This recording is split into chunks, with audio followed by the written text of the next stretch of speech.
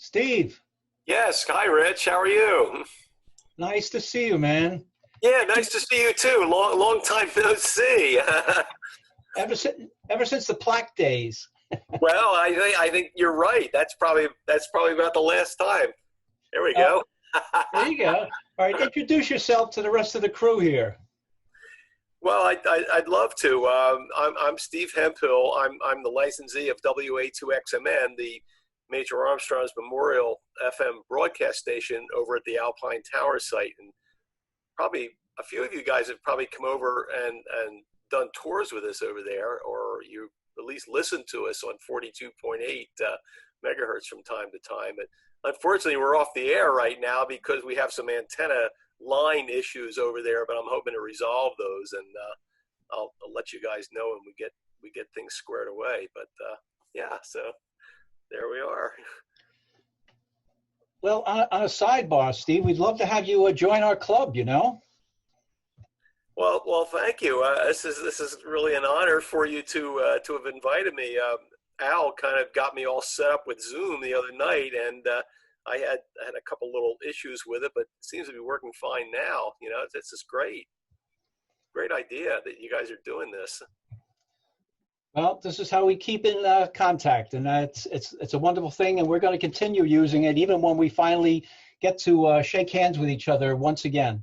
Yeah, it's great. It's an excellent idea. It really is. And in fact, I tried to reach Dave Terwilliger the other night to tell him about it. I think he said he's waiting for a webcam interface of some kind. So I think he tell me that you guys record this and then you run it on YouTube the next day. So I think that's what Dave told me. And that way he'll be able to see the meeting and see what you guys are up to and what you're doing and everything. Correct. Not exactly the next day, but it will be on YouTube. Correct. Oh, that's great. Yeah, that's cool. And I've got a webcam for Dave. I'm going to give it to him. Send it to him at least. Oh, good for you, Rich. That's wonderful. I'm sure he'll love that. I'm expecting to talk to him tonight. If you want, I'll pass that on to him. Go ahead. Yeah, I will. All right, Steve. Let me move along. Any other new faces in the crowd? Anybody else new that we don't know about? Who's just dropping by? Well, not dropping by, but Ross Folk here. Been a member for a while. Can't usually make it to the Friday night meetings, but Zoom is a great avenue for me to join because I live in northwestern New Jersey and trying to travel down to the meetings is a little tough.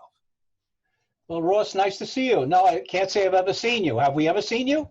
I've met you a couple of times at the swap meet down south with the ARC swap meet, and I think Parsippany Hamfest. I think maybe I've seen you there, but I don't remember that.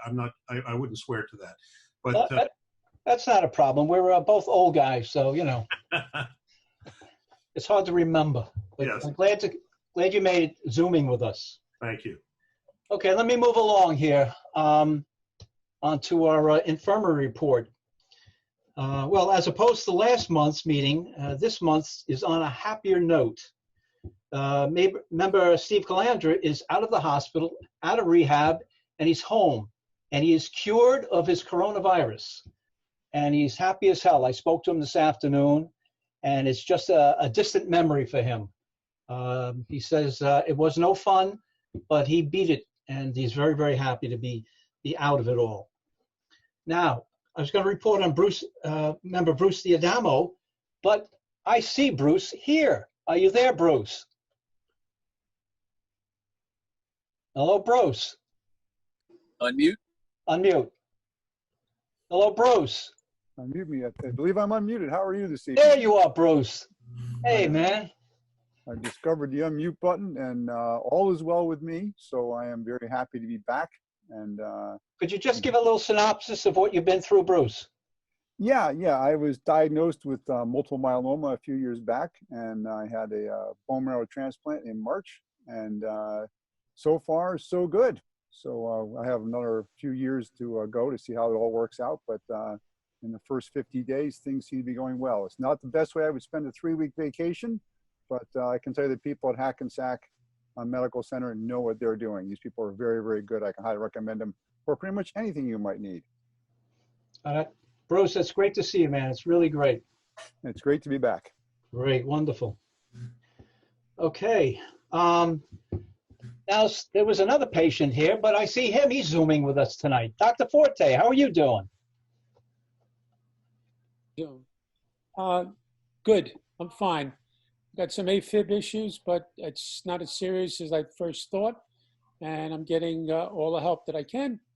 Tired, very tired, but no complaints. Absolutely no complaints. And I want to thank Al Clace for setting me up. This is the first meeting. This is the first time I'm ever really using Zoom. So it's a whole new venture. Glad to see all you guys. And I'll just be listening in. All right, great to have you. Great to have you with us, Doctor. Wonderful. Okay, is there anybody I should be known about that should be on this list that I don't know about? Anybody can tell me? I hope you don't tell me of anybody. That would be a very good thing, but there's always somebody. Anyway, if there is anybody, just PM me, please, okay? All right, on to old business. Oh, I have to mention, there will not be a 50-50 drawing tonight. I was just too embarrassed for winning all that money last month at the April meeting, so I just can't have another 50-50 drawing. It'll be too embarrassing because I just don't want to win again like that. All right, so there's no drawing. All right, okay. All right, unfortunately, I have to talk about dues in the 5th month of the year. Not happy about that, but I really have to do it. And I know I'm preaching to the choir here, but dues are due. And I believe Marcia can tell us we're about 60 people down. Is that correct, Marcia? We have 168 paid out of, I believe, 227. Yeah. So you do the math, it's about 60. That's not good. I understand the situations and all, but again, it's the lifeblood of our club. And again, I'm preaching to the choir, but what will happen is I'll be sending out postcards like I did a few years back to all the members that are in arrears, because we just want to know who's who's a member in good standing. It's really important. Excuse me. Hey, Marcia, does that include the people that don't have to pay dues? Yes, it does. It includes honorary members. It includes lifetime members that don't pay dues every year. Rich, so wait a minute. So the 167 includes all the non-payees and paid. I don't know exactly what you mean. Do you mean there's 227 about on the list? Out of those, 168 are considered current. The current people include people who have paid dues for this year and people who are lifetime members and people who are honorary members. Okay, got it. That's all I wanted to know. Okay. Like I said, it's about 60 people haven't paid, and the cards will go out this week. Okay, all right, enough of that. We don't want to talk money right now. But since we have Marvin right there, okay, I do hope everybody has read this May's Jersey Broadcaster. Marv has done it again and produced more of a magazine than a newsletter this month. Tons of information, okay? Mike Shaw suggested doing a download of Radio Garden, which I think most of us have by now. It's a great site for international AM/FM radio listening, pretty much on any device you want to use, okay? The sad news that Gary Schneider of Playthings from the Past died this past month, but we understand that someone else is taking over that venue and will still be selling his wares.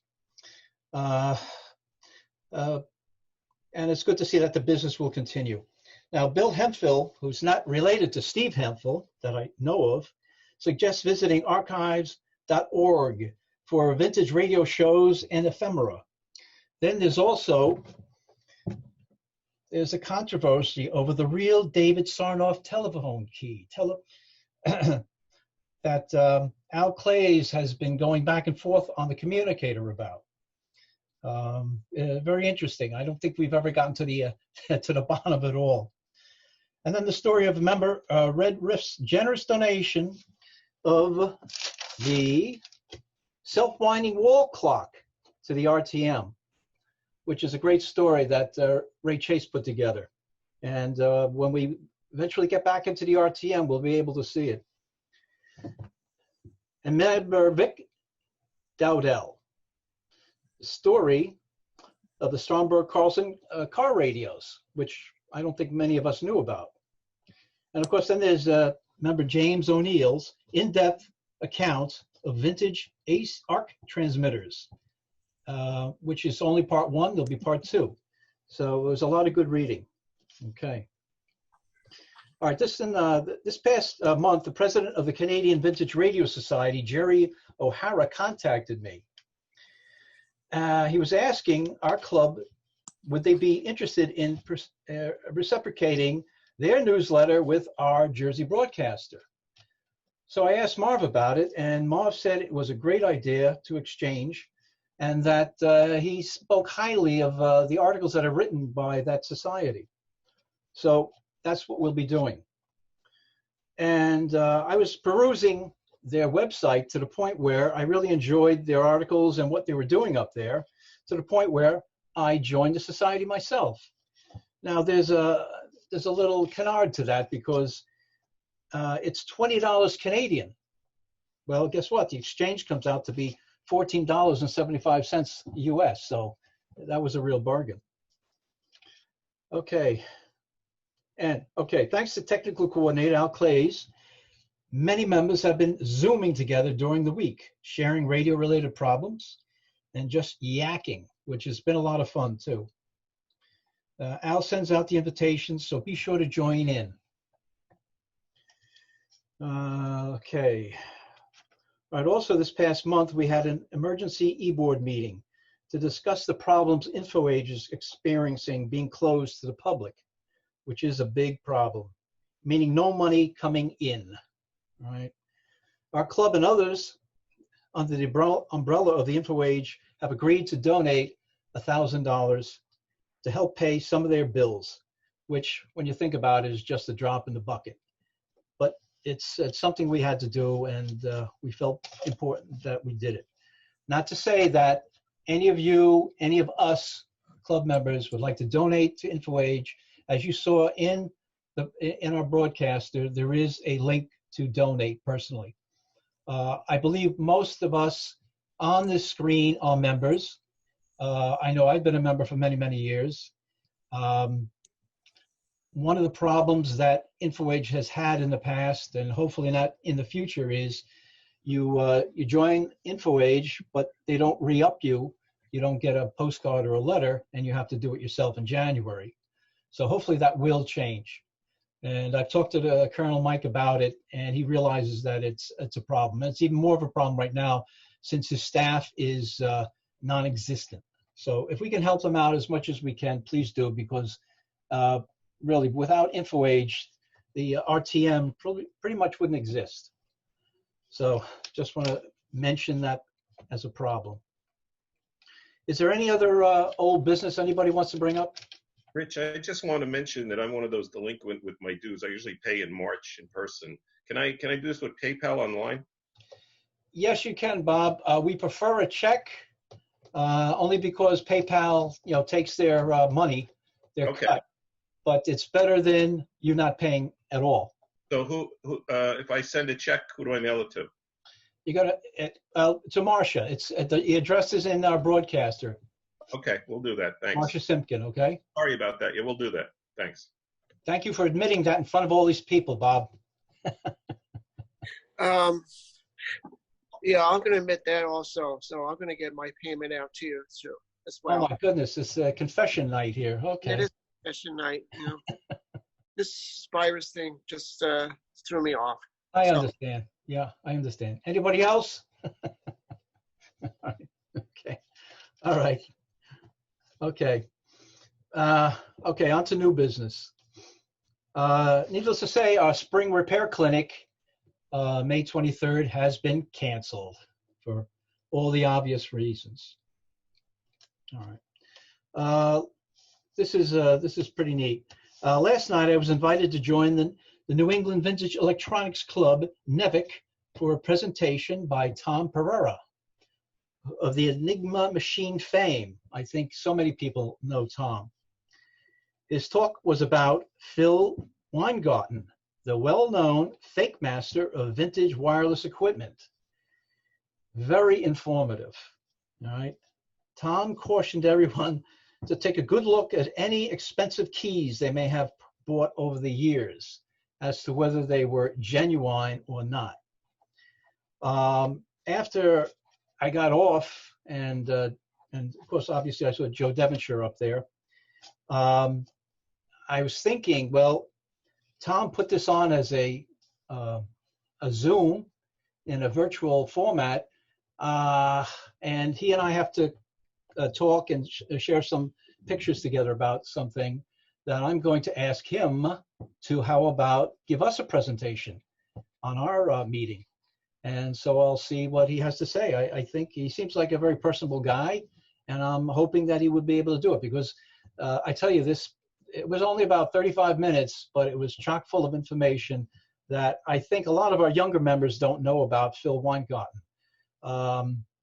I believe he passed away in 1998, and when anybody ever spoke his name, it was always with a chuckle, and people would say, "Oh yeah, I know somebody was taken. Oh yeah, I know, yeah, I know." But I tell you, when he gives this presentation, it's really amazing. What a talented guy he was, or a talented con artist he was, and he made no bones about it either. And some of the monies that crossed hands, believe me, it could have been larceny on his part. But like I said, I'll talk to Tom Pereira and see if I can get a nice presentation by him for us in the very near future.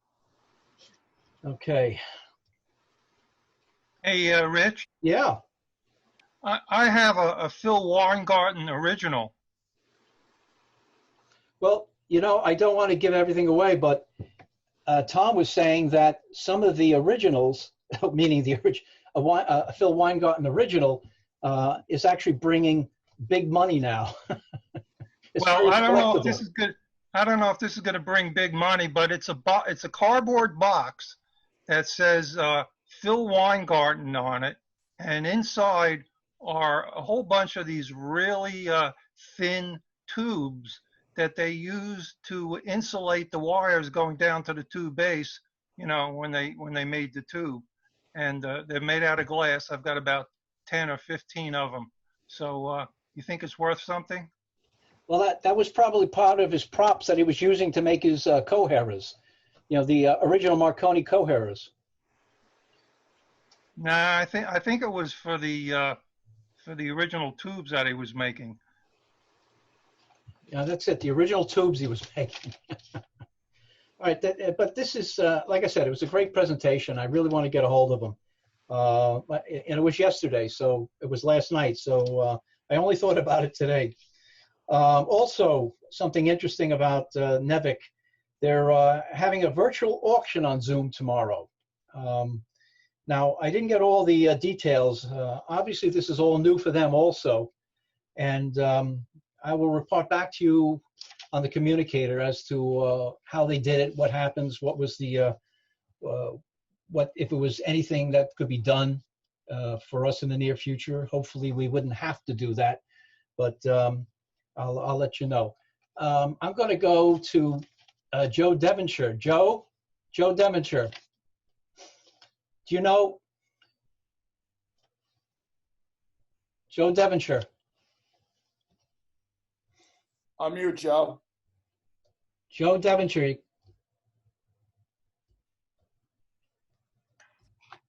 Hi, Joe.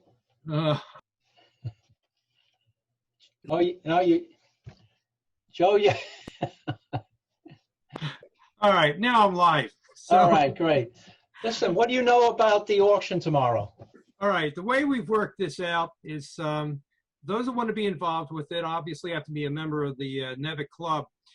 You sign up for a 5-minute slot. You can show pictures of whatever it is you have for sale, pictures of whatever you want. You can you have 5 minutes to speak your mind on anything you want as well. So we already have about 25 signed up for it. So we estimate that should be a little over 2 hours, 2.5 hours to get everything done. We're going to run it from 9 to 12. We send the invitations out about 15, 20 minutes before the event starts. What I've been doing most of this past day is practicing getting what I'm going to put up there on. I'm working with somebody's unmuted. Paul, can you mute yourself? I'm sorry. I go. Okay, thank you. What we're going to, let's see, we're going to video this thing. We're going to start at 9, run to 12, as I said. The event, yeah, we're going to see how it goes. The idea is take all your exchanges offline, email back and forth, telephone numbers. You can use the chat function at the bottom to put up whatever you want. Now, I'm going to be running a video. It's going to run roughly 5 minutes of an estate that I'm working with. And I've been working most of the day trying to make sure that I can get it on. Zoom doesn't allow you to store video on their site or the group's IO site as well. So I have it on my Google Drive. I've worked out a way to get it from the Google Drive onto Zoom, and it works real well. You can do a full screen if you care to. It seems like it's going to be a great platform to run the event. And, stay tuned. We'll see how what kind of report we can give you next month. In fact, if I can get on next week on one of Al's meetings, I'll give a post report on the whole thing. So wish us well, and if it works out well, we can do it with the New Jersey group too. And the other thing I like to point out too is, since we're not doing this in person, you have to work out how you're going to do your exchange. Are you going to ship things? Are you going to meet at a mutually agreeable spot? How are you going to exchange funds, that sort of thing. So all these things are coming together. We put this together in about 2.5 weeks. So this is going to be a very interesting event tomorrow. So thanks for letting me speak about this, Rich. Back to you. All right, Joe. Thank you very much. I figured you'd be the answer man for this. Thank you very much. Okay, Ham Shack Corner. We will be participating in the ARRL Field Day, June 26th and the 28th. We will be doing it, all right, on the grounds of InfoAge, which, from what I understand from Colonel Mike, they will be opening that same weekend. But of course, it will be limited. Our event will be limited, and it'll be socially distancing, and unfortunately, there won't be any visitors allowed. But we're still going to do it, okay? So our hams are going to be making contacts in an emergent situation, which the pandemic is in a way, and that hopefully we'll be doing it on some tube equipment. I think some of the guys will be bringing in some of their transmitters and some of their, I think Bob Johansson there said something about it too. So hopefully we're looking forward to that. Okay, and we will also be having our annual Ham Fest, the 25th of July. Social distancing, no problem, on the grounds of InfoAge. So we look forward to that. It will happen. I promise you, it will happen. And of course, it will not rain. As we all know, it has never rained in the 18, 19 years we've been having that. There's a question. Question. Paul? Go ahead, Paul. Paul. Yes, I was just going to let Joe know that that extensive video that you did of all your wares, I had no idea anybody could cram that many possible sets, all neatly numbered and videoed, into a potential slot for a Zoom Fest. At the best, I thought of maybe somebody holding up 1 or 2 radios at the very most. But Joe is prolific. He's the Cecil B. DeMille, I think, of the Zoom Fest as far as his ability to take a video. and he's got them numbered. I mean, it's a very professional job. One of the things that struck me, I'm not in this group as far as being technically adept, but some of the presentations that I've seen on Zoom that people have put together, this merchandise list that Joe has put together, you get to see some very interesting techniques as far as how to present, whether it's a topic or in Joe's case, radios for sale. So I saw very nice sets too. The folks you're working with up there should be happy, Joe. So, you know, it's a very professional presentation. In some cases, you know, you're not sure what you're going to get with people who are new to a medium, but people have really taken this and run with it. So I think the tinkerer, you know, being the antique radio enthusiast, has really got an edge on the general public as far as putting together, whether it's a presentation or a concept or a PowerPoint display, then sharing the screen. We've seen some great things. So, you know, Rich, if you're ever looking for somebody, I know a few of the folks up in Nevick who tend to be a little bit more on the, you know, no pun intended, hammy side. So, you know, maybe not, you know, professionally, but they'd be glad to do a presentation for you if you'd like to have a Thursday night movie, so to speak. Paul, I appreciate that input. Now, giving the kudos to Joe Devonshire here, you do understand we lost him, but we didn't lose him. I mean, he ran away to Maine, but I believe he spends more time now incommunicado with us now that he's in Maine than he did when he was in New Jersey. And we can really appreciate that. We do love him. Now, speaking of you, Paul, you tell us about you. What's going on with RCA Tube Talk? Well, what's going on? Well, you know, long story short, I mean, there was several months ago, I did visit a station down in Rhode Island that happens to stream in cell broker time, very similar to a WRCA experience. It's 1380 AM out of lovely Woonsocket, Rhode Island. And the thing that struck me when I went in there, I knew it might be a good meeting, is they had about half a dozen vintage Zeniths, Motorola's, Admirals, and RCA sets. And we came close to making an agreement to perhaps putting the program back. There were some real logistical problems in doing so. Personnel-wise, it was great. But unfortunately, WRCA, which was a Beasley station up here, 1330, was part of this whole realignment with iHeart and Beasley. And long story short, it's now a Bloomberg affiliate. The fellow who was my producer and / mentor has been fired. So, you know, as radio has continued to get homogenized and conglomerated, slots and spots for people who have independent programming get harder and harder to come by. So I would just say, if you have somebody who's a small power, low power station who does something interesting in your area, support them, listen to them, email them, and hope they don't get gobbled up. Usually if you're under 5,000 watts or less, those properties are less attractive to these behemoths that go around sucking up all the individual radio stations and putting on all the same programming, all the syndicated shows. So I've been out of the radio program for a while, but I've looked at perhaps bringing it back as a Zoom formatted program where maybe I have invitees and I do an interview with somebody, perhaps. So I've basically been pretty much consumed with my work life and focusing not even so much on collecting anymore, but my latest radio exploit was earlier this week when I saw the FedEx man throw a box marked Fragile about 5 feet onto my brick steps that may have been the death blow to a very lovely Normandy that I had purchased from a fellow down in Delaware. It was extremely well packed. Well, basically I got a box of broken glass, wooden sticks, and a couple of tubes. So, you know, yes, I'm collecting, I'm active in the club, and I've been Zooming with the club. I work at the shows.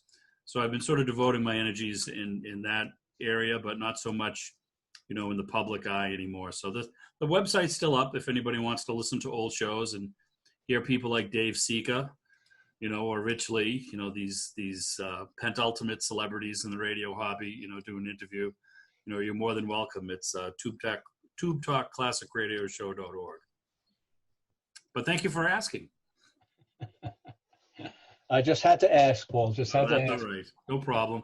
I'd love to bring it back. I think I might be getting to a point time-wise as I get a little older here too, and hopefully I would like to have thought as I've aged, my work life would be less demanding. It's turned out to be more demanding, which is depressing in its own respect. But given a little time, it doesn't take much to do that. So I'd be happy to do it again. And it was fun, you know, and it was a great way to meet people and talk to folks I'll never meet in person. But, you know, you get these very passionate, knowledgeable people who love to share. They're perfect interviews, whether it's Zoom or if you write an article about them, or if you do it on the radio, it's even better for us. So in any event, I'm glad to be here, and hopefully I'll be able to get into the Zoom Fest tomorrow. One of the reasons we were so keen on having some type of a radio exchange is, you know, the New England Vintage Electronics Club has never canceled a meeting. So we're very, very keen on keeping that string going. So hopefully tomorrow we'll have some success. From some of the things I've seen people who have to offer, we've created these little subfolders, and we have a little talk group, and folks could post. You could get a preview similar to an auction. You could take a look at what different people have to offer. So you may know that, well, I'm waiting for John Smith to come up because I really want that Stuart Warner that he had. So you can kind of plan your attack and take advantage of, you know, the small amount of time, because it's very compressed. But it'll be interesting to see how it'll go. It's kind of like a flash auction or a flash sale. So should be fun. Thanks for letting me blab. Okay, Paul. Happy to have you. All right, that's all I got to report. My official business meeting here. Do you guys want to stretch your legs? Do you want to have a little intermission, or do you just want to move on? Keep going. I don't know, but if you have an intermission, you got to put that cool. You got to put that cool intermission thing they use at the drive-ins. Okay, all right, let's just go on. All right, so we'll have an extremely brief intermission then, all right? Very brief.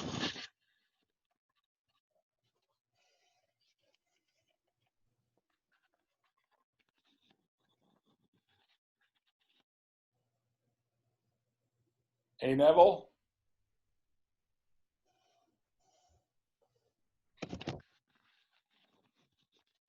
Come on. There we go. Okay. Yes, sir. I just purchased my first digitized Chinese-made generator today. Okay. Is it the Harbor Freight one? No, I wouldn't spend that kind of money on Harbor Freight unless I was getting a flashlight. I thought it was Harbor Fright. Or horrible fraud. A single-use tool company. When you buy a generator, you really want it to work when you need it. It's not something that you can, well, maybe if it doesn't work, I'll fix it.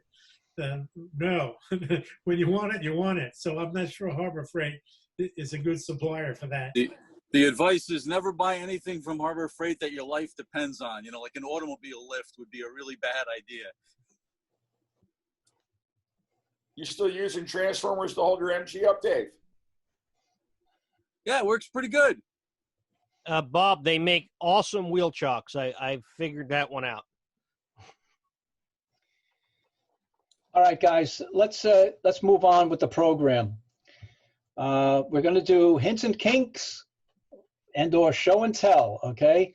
Now, we have no idea. We've got over 50 participants this evening on Zoom. I have no idea how many guys are going to be doing the show and tell. I have no idea how we're going to raise a hand and put a number to you. So what I'm going to do is have everybody just ready, okay? And I'm going to go from screen to screen, and you're going to raise your hand and tell me you've got something to show and tell. All right. Can I make one comment, Richard? All right. Go ahead, Dave. The screens tend to jump around, so you may not want to use that as your reference. You may want to quickly handwrite a list or let people raise their hands. under the reactions tab, you can click a thing which will show a hand in your picture. It looks like that. That's true. Yeah, that would be best, I think. Okay, can everybody find that? It's a thumbs up, thumbs down. At least I have an idea. All right, I'm going to, here we go. All right, I see Darren. You got a thumbs up, Darren. Go ahead. You got 5 minutes, Darren. I was just trying to figure that one. I was just trying to figure that one out. Sorry about that. But okay, can you hear me? Go ahead. Okay. So my show and tell item is hanging in front of me. That's part of it. That's the is anybody out there knows what that is? I know Bill Zukowski. It's a Shure ribbon microphone. Yeah, it's a Shure 300. It's the predecessor to the 330, which was Johnny Carson's microphone. Yeah, I got the 333. But this, I got something to go with it though, and I wanted to light it up, but the camera doesn't like it. This is an original illuminated Shure dealer sign. Got the old Shure logo on it, probably from around, I guess, late 60s, early 70s. Unfortunately, it hung in a window, so it's a little bit faded. I got to get a little bit of bravery going and some one-shot sign paint and reblack it. But I thought it played in well with the microphone. But I've had that sign about 25 years. It used to hang in my room when I was a lot younger. But came from an audio dealer that used to be in Staten Island when I was a kid. All right, Darren, thank you. Anybody else on this screen? I'm looking. Anybody else? I can't find the tab. All right. Owen, is that you? No, it's Bob. That's me. Owen. That's me. All right, I just want to show this real quick. Radio here that I made a case out of. I hooked it in, made out of plexiglass sides, and just so that it can house it. Radio working nicely, and that's what I have here. It's radio came in originally a busted up cabinet, but I needed knobs for another radio that has this configuration, so I took that and decided to just make a case for this. And the other thing is this one that I was working on, not working yet, but put it together out of this book here. And that's a dish pan chassis? Yeah, dish pan, cake pan chassis. Cake pan. Yeah, so it's not working yet, but it will hopefully soon. That's my show and tell. All right, thank you, Owen. Larry, you had your hand up. Unmute, Larry. I did have my hand up. And was my thumb showing? Because it doesn't show on my screen. It was, yeah. There's a difference between raising your hand and giving the thumbs up. The thumbs up just goes up for like 5 seconds and then it disappears. Raising your hand is a different button, and that stays up until you or the host brings it down. Thank you. What I have today is I have a pair of these. You'll recognize the name, Blonder Tongue. Oh, yeah. This is a Class A amp. Former members of the New Jersey Antique Radio Club. Yes, in memoriam. This uses push-pull 6V6s, and if you notice, instead of bass and treble, it has 4 tone controls, almost like a graphic equalizer, 4 controls. And amazingly, in the construction, this same chassis could have been a radio, the speaker in the back. Huh. And they did a number of items. They had speakers, they had AM tuners, they had FM tuners, they had tuners with amps. But these are pretty scarce. Took 10 years to pair this up. I found one on eBay and finally found one at a flea market to match it. It's a little more scuffed than this one, but I'm pretty proud of these, and they will get restored. And if I ever get to do the in-person demo of enjoying your record playing back better, I probably will have these done by then. Is there any word on InfoAge? We have you scheduled for 2026, Larry. That's very good. I might be dead by then, but there probably would have been an auction that you've missed by then. I'm sorry to be macabre, but believe me, I haven't forgotten about you. We have not forgotten about you.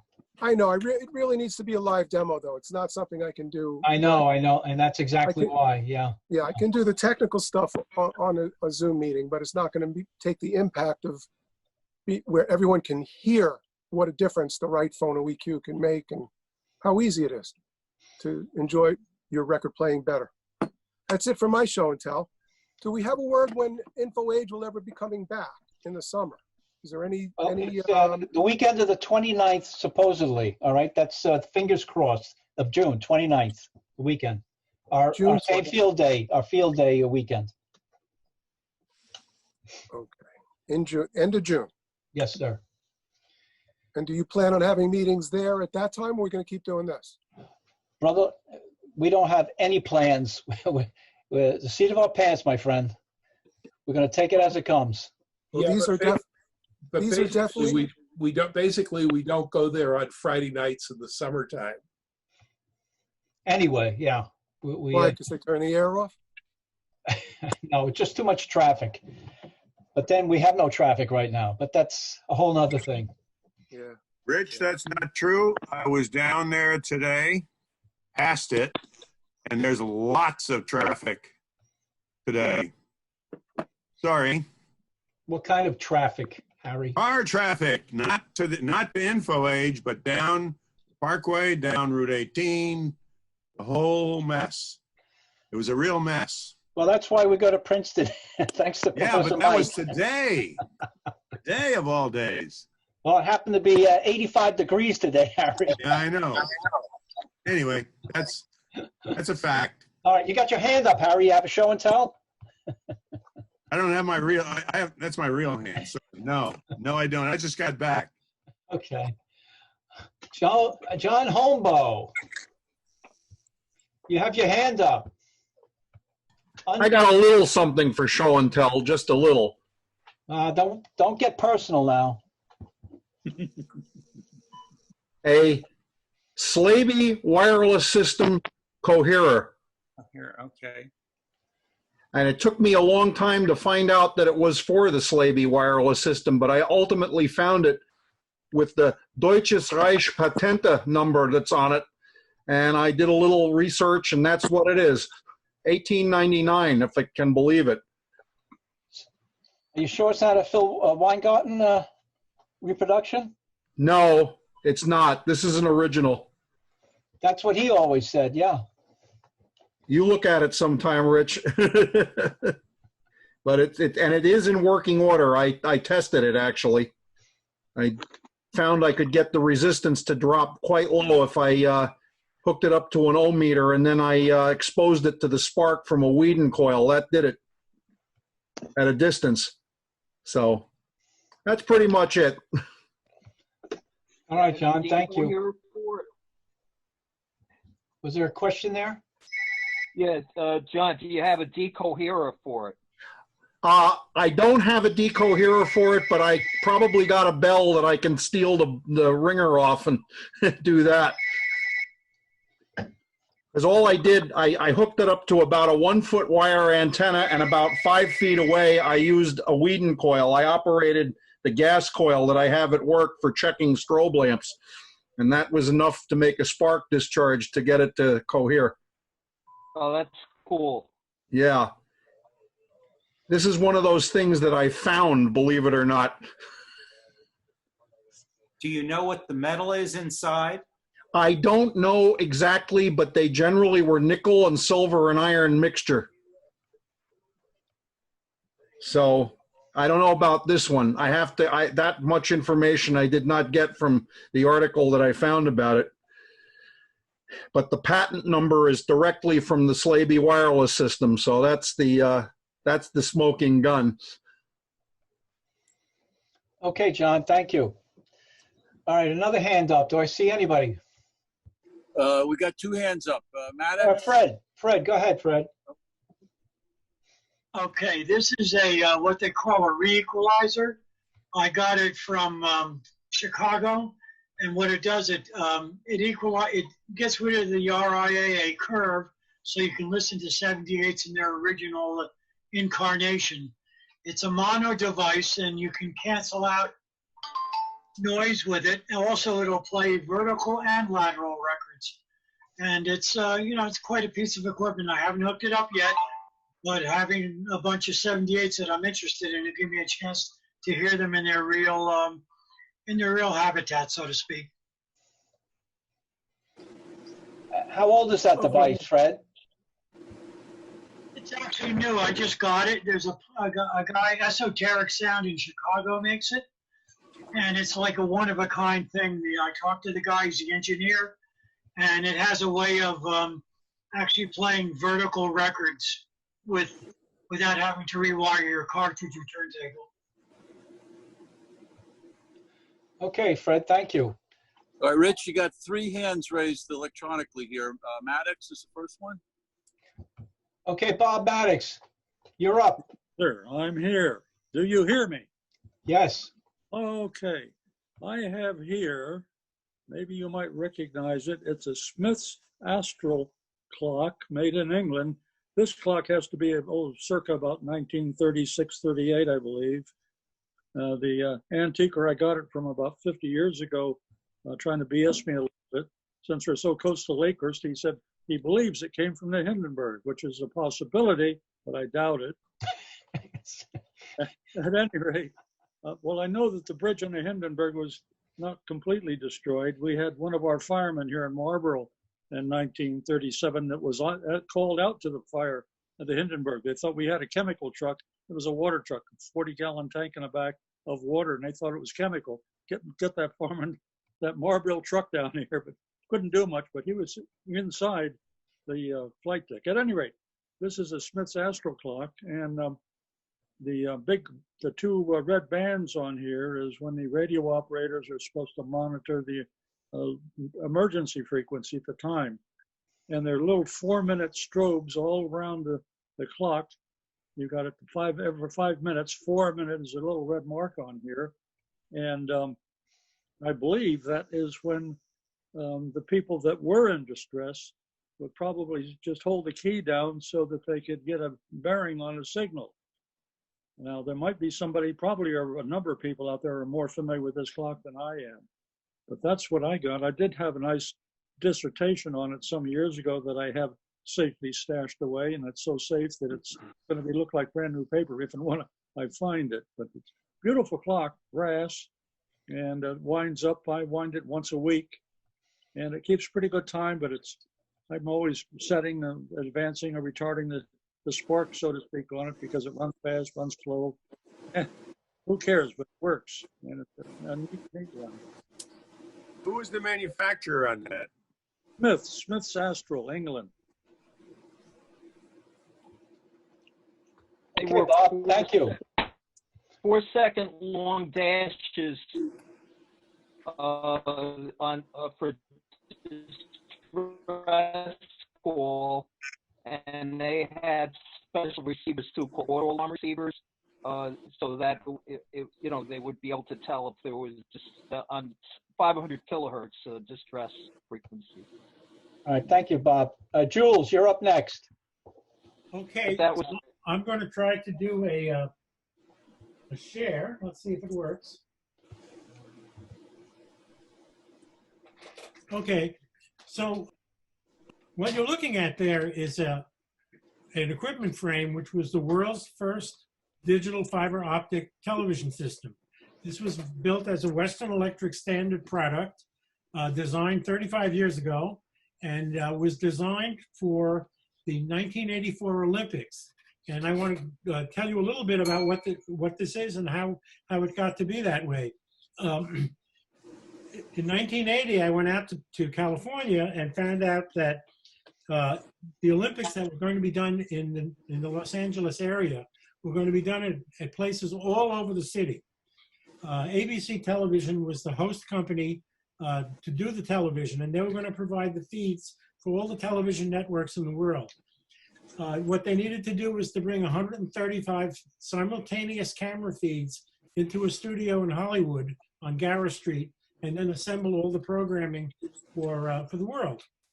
So what I proposed to Pacific in 1980 was that since they were in the process of building a large optical fiber network, that they could put digital television on the optical fiber and use that and then turn it over to regular telephone service when they were done. It would be a great cost savings. The problem was there was no such thing as a digital coder. So I proposed to actually develop this. And so the reason I can talk about this is that I conceived this project, and I was actually the principal engineer and designer, and carried this all the way through Western Electric until it became a commercial product. So what you see over there on the screen right now, and I guess I can use does that pointer work? Yeah. This is the interface to a 90 megabit optical fiber line. These are the power supplies up on top. These two blocks are the two audio channels, high quality 15 kilohertz channels. And all of these circuit boards down here provide the television coding. Now, of course, the optical fiber end had to match Bell System standards because it was going to go over the network. But the difficult part was designing the coder, because the television people had never used digital television before for transmission. And especially since we had to do some compression, they were very leery about whether this could be made to work at all. So let me explain a little why it takes 4 years to go from conception to a product when you try to do something like this. And you have to remember that this was designed for Western Electric. And in that company, quality was more important than price. Everything had to work and it had to stay working. Or to put it another way, if this system failed in service during the Olympics, I had the chance of every person on the planet getting mad at me at once. So, and also they weren't going to delay the Olympics if the project was late. So what we did, part of the design cycle, was to first do computer simulations of how we were going to do the compression coding. Then we built a laboratory model and had ABC television engineers come in and check it out. And one of the things that we had to be able to do was to be able to replicate all of the standard analog tests, because we didn't want to introduce any new technology that was going to screw things up at the last minute. So in fact, we actually designed algorithms so all of the old-fashioned tests could be put through this system. Then after we did that, we built a full prototype model. We tested the prototype model. From the prototype, we made engineering drawings. It went to Western Electric. We built a half a dozen units. We went into field trial. We connected them up between New York and Washington, did all kinds of testing. And by the time the Olympics came, everything worked perfectly. But I want to show you a little bit about what's inside, just to give you a feel of what's going on here. Let's see if I can do that. Okay, so what you're looking at is one of the circuit boards. And this circuit board happens to be in the D to A part of the system. The frame that I showed was actually a receiver. The transmitter looked exactly the same. There was a pair. And what you're looking at here is the anti-aliasing filter that we needed for television. And this was one of the most difficult parts to design, because what we were carrying was NTSC television with the color subcarriers at the full 4.2 megahertz bandwidth. So this filter had to have a very sharp cutoff to prevent any kind of aliasing in the digital processing. And interestingly enough, this was designed by one of my people, a woman, female engineer, old timer, who knew how to design these very complicated LC passive filters. And this is really a fabulous filter, because not only does it have a very sharp cutoff, but since we were carrying color television, it had to be an absolutely phased linear filter. with no ringing at the for sharp transitions. So we did all of that. We put this whole system together. It worked. Everybody in the world who saw the Olympics in '84 saw that the system worked. 4 years later, I understand that the design was copied and was used in Korea for the '88 Olympics. And well, apparently somebody thought this was okay because of this, they made me a fellow of the IEEE. So that's my show and tell for today. Well, congratulations with that. Beautiful. Thank you, Very, Jules. Thank you. Very impressive. Jules, you have that in your basement now? No, I don't have the entire equipment frame, but I do have most of the circuit boards. The thing cost like $100,000, and they weren't about to let me walk off with it. But it's really quite a challenge to not just design something, but to make it pass all the temperature tests and stuff like that, and then getting it into a production line at Western Electric, which is a whole world unto itself. In fact, at some point, I actually had to move my family up to North Andover, Massachusetts, so I could sit on the production line to make sure that a lot of these parts came out. Obviously, I can talk about this for many hours, but you're not going to be But interested. to answer the question, yes, it's in the basement. Oh, it is in the basement. I guess it is. Jules, how many were made? Pardon? How many were made? Well, we set up 135 channels. The production run was probably on the order of 200 or 300 units. Now, when you realize this is 35 years ago, you have all of this in your cell phone today. It's literally a million times smaller. 55 years ago. 55? Okay. All right, thank you. Thank you, Jules. Thank you. Erwin, your hand's up. Can you hear me? Yes. Great. Okay. What I'm going to show you is a magazine, Radio News Magazine from 1923. Hopefully you could see that. And if you take a look at this right here, this is the original artwork of that magazine. It's oil on canvas. And I also have another one, again, from 1923, Radio News. And this is a nice little interesting picture.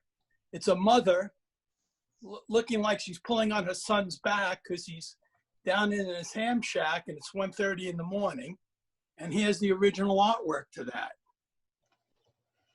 So that's pretty unusual. I don't think anyone else has that. And the way I got it was one of my employees said he found it in the garbage. And on the back of it, it said Radio News. And I did some research and I was able to get these magazines and I had it all framed and appraised. And I'm really proud of these two pieces. That's wonderful. All right, thanks for sharing it with us. My pleasure. Matt Reynolds, I see your hand up. Yeah, I got two things. Let me share my screen real quick.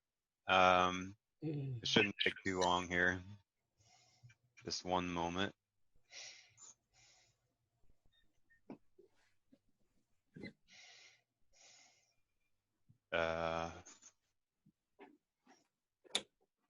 Just one moment here. Too many windows open here.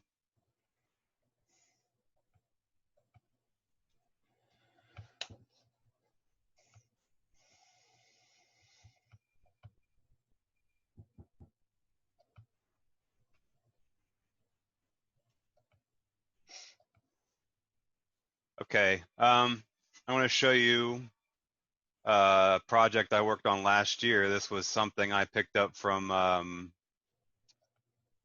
the estate of Joe Crow, and this is one of those 8-track Weltron-y ball-looking machines, the 70s era thing. And you can see that this particular one was pretty gross. Let me open a better slideshow here.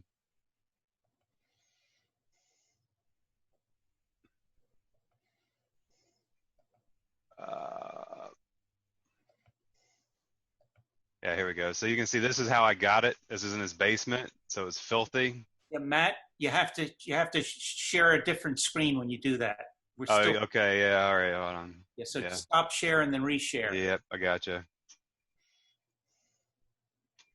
Photos. There we go.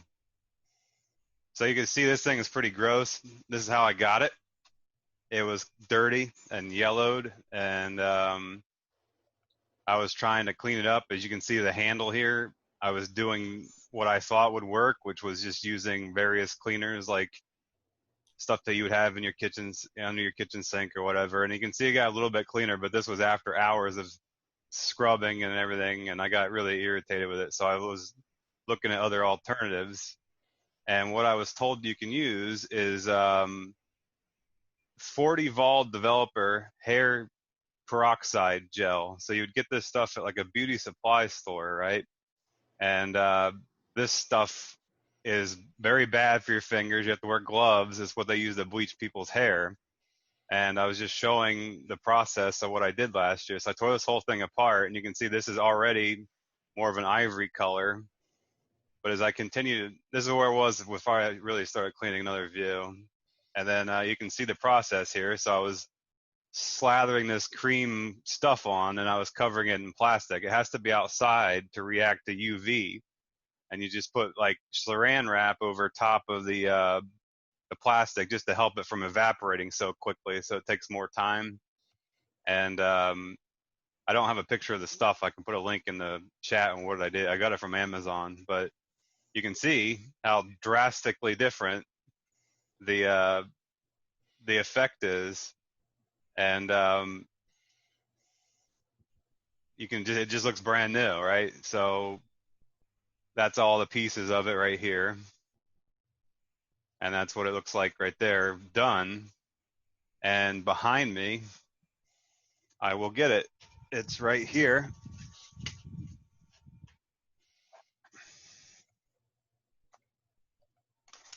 And so you, let me just here. So we got the it's a Winford Hall brand here. And what's interesting about this, it's hard to see. And knowing Joe Crow, what's interesting about it is not the normal Weltron, but if you look at all the bands, there's a shortwave band, a ham band, and it does work. And I got everything working, 8-track and everything. And let me turn it on for you.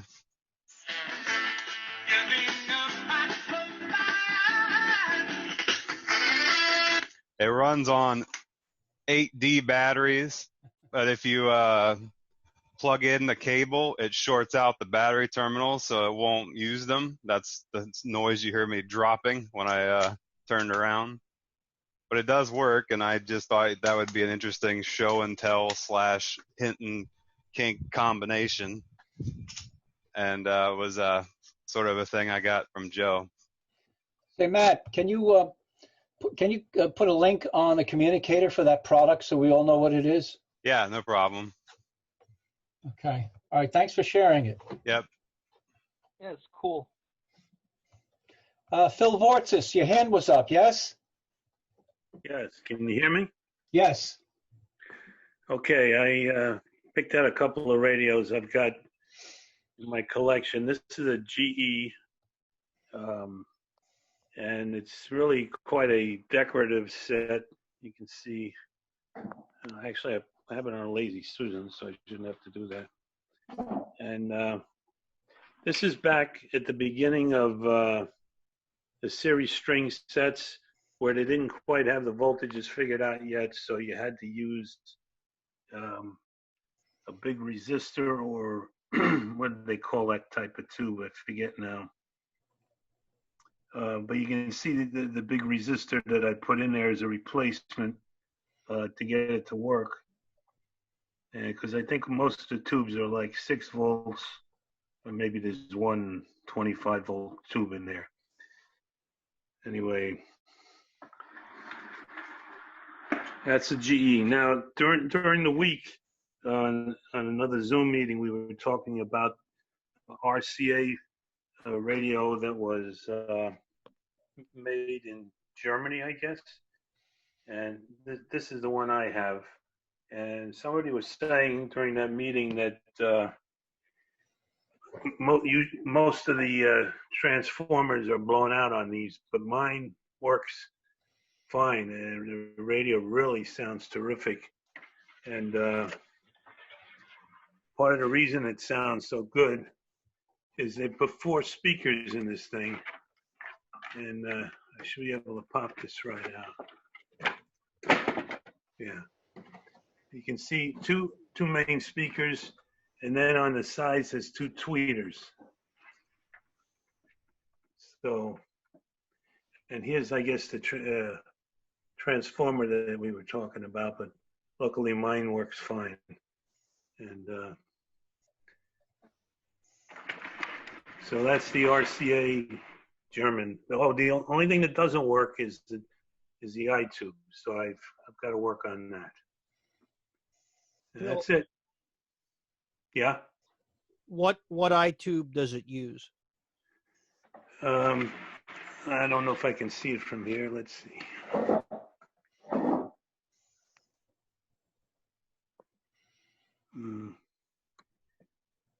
It's all covered up, so I can't tell. I don't have the schematic handy right now. The 6U5. It's Yeah. probably an EM34 or EM35. The Europeans had the reason I asked, the Europeans had so many oddballs, they generally never used a 6U or 6E5. But if you need it, Phil, I probably have one. I have a lot of weird European iTubes. If it's an octal base, it's probably an EM34 or EM35, like Darren said. Yeah. Yeah, it looks like it's octal. That's a double range iTube with a sharp cutoff and a remote cutoff, so you get different eye behavior on weak and strong signals. Ah. Well, I can tell you this is one great sounding radio.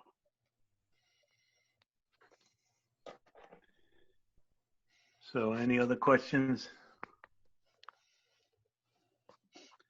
Okay, that's it. All right, thank you, Phil. Lou Lombardi, did you have your hand up? No, actually, I didn't. Oh, too bad. All right. Marv, you've got your hand up. Yeah, I've got 2 things. I'm going to hold them in front of the camera. Hope it works. Sometimes you have to please the XYL, because some of the radios like I have, and most of them are battery sets, and you really can't decorate with them. You can't, they don't have any visual appeal. And you have to go into the deco stuff to have that. So one thing that I've been trying to collect, I'm sure you've seen them around. I'll hold it up. I don't know, can you see that? Let's see. Where is it? Oh, there it is. Okay. They're all right. Let me hold it back. These are like biscuit boxes, and they're made in the form of radios. And there's quite a few out there. Okay. And biscuit boxes, and this one's a lunch box. Okay. And they come in lots of colors and lots of designs, and they're pretty nice. I mean, if you just want to decorate with something that sort of kind of looks like a radio, and it's also collectible, these are kind of nice to use.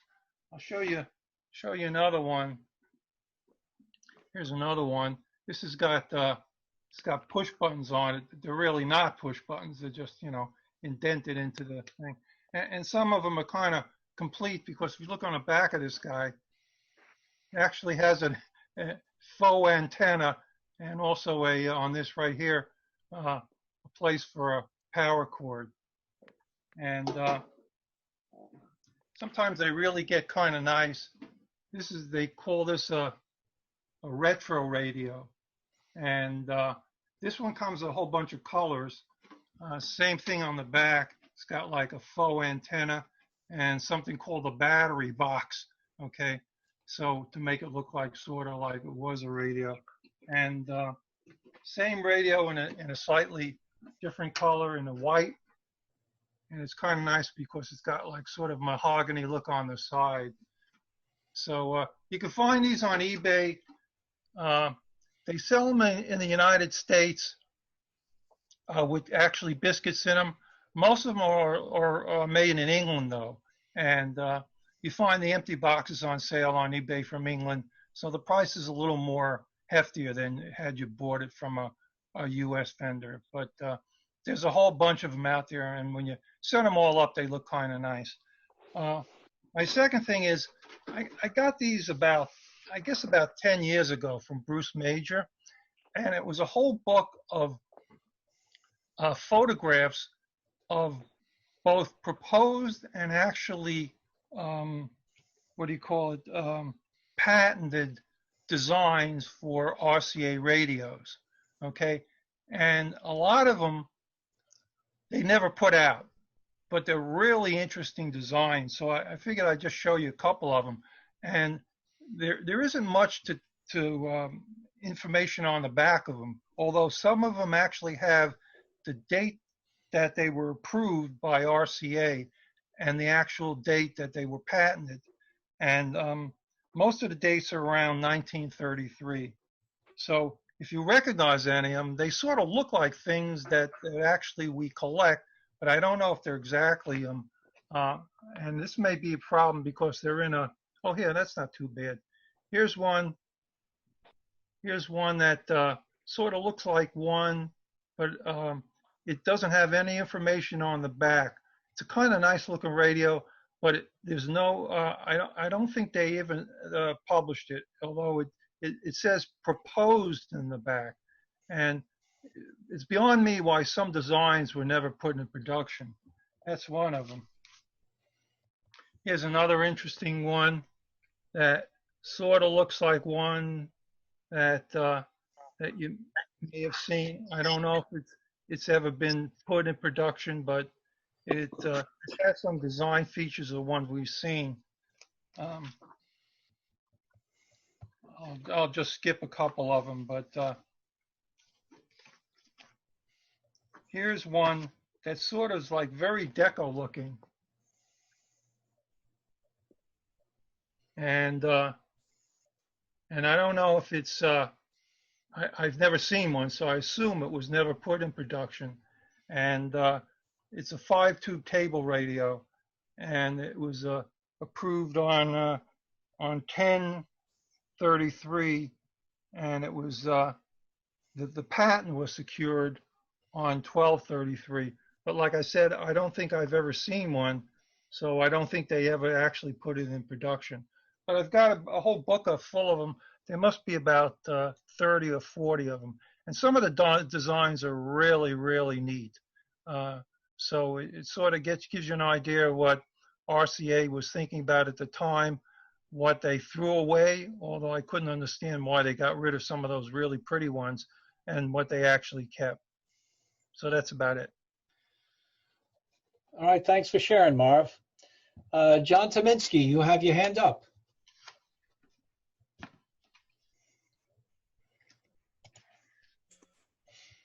Yeah, I did, but it keeps going down.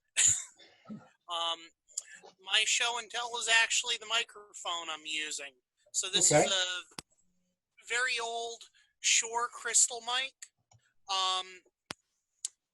I think it's probably from the 30s. It is a model 70H, and it has a little volume control. I don't know if you can see it. And on-off switch. It's actually, a very nice crystal microphone. I had to, change the connector on it. That was my project. I was hoping to show this off earlier in the week, but the power went out when I was in the middle of soldering it. So Is that a novelty, John, or that was an actual a ham radio operators? No, it's not. It's not a novelty. It's a Shure crystal mic. It's a 70H, and then the box on the bottom of it that has the knob and the on-off switch is a Shure V12A. And yeah, the stand is also a Shure stand. I never saw one of them before, John. The D104s are plenty around, but never seen any of them. Well, I've got my D104 right next to me here, you know, so I could switch up if I want to. Yeah. But, yeah, I've never seen another one of these microphones either. It even has the original, I don't know if you can see it there, braided cloth cord on it. It's in really nice condition. So. That's cool. I guess that's around the 1930s? Yeah, it's got to be fairly early. You know, it looks like it's earlier than the Ring and Spring D104 that I have. That's cool. That's pretty much it here. All right, thank you, John. Is there anybody else I've missed? Oh, this is Rick Neville. Scoba.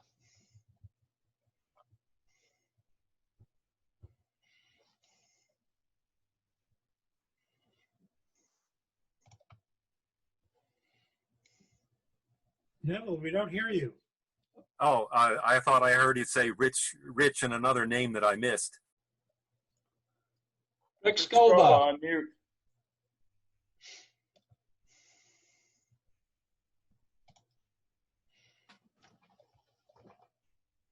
Rick Scoba, unmute.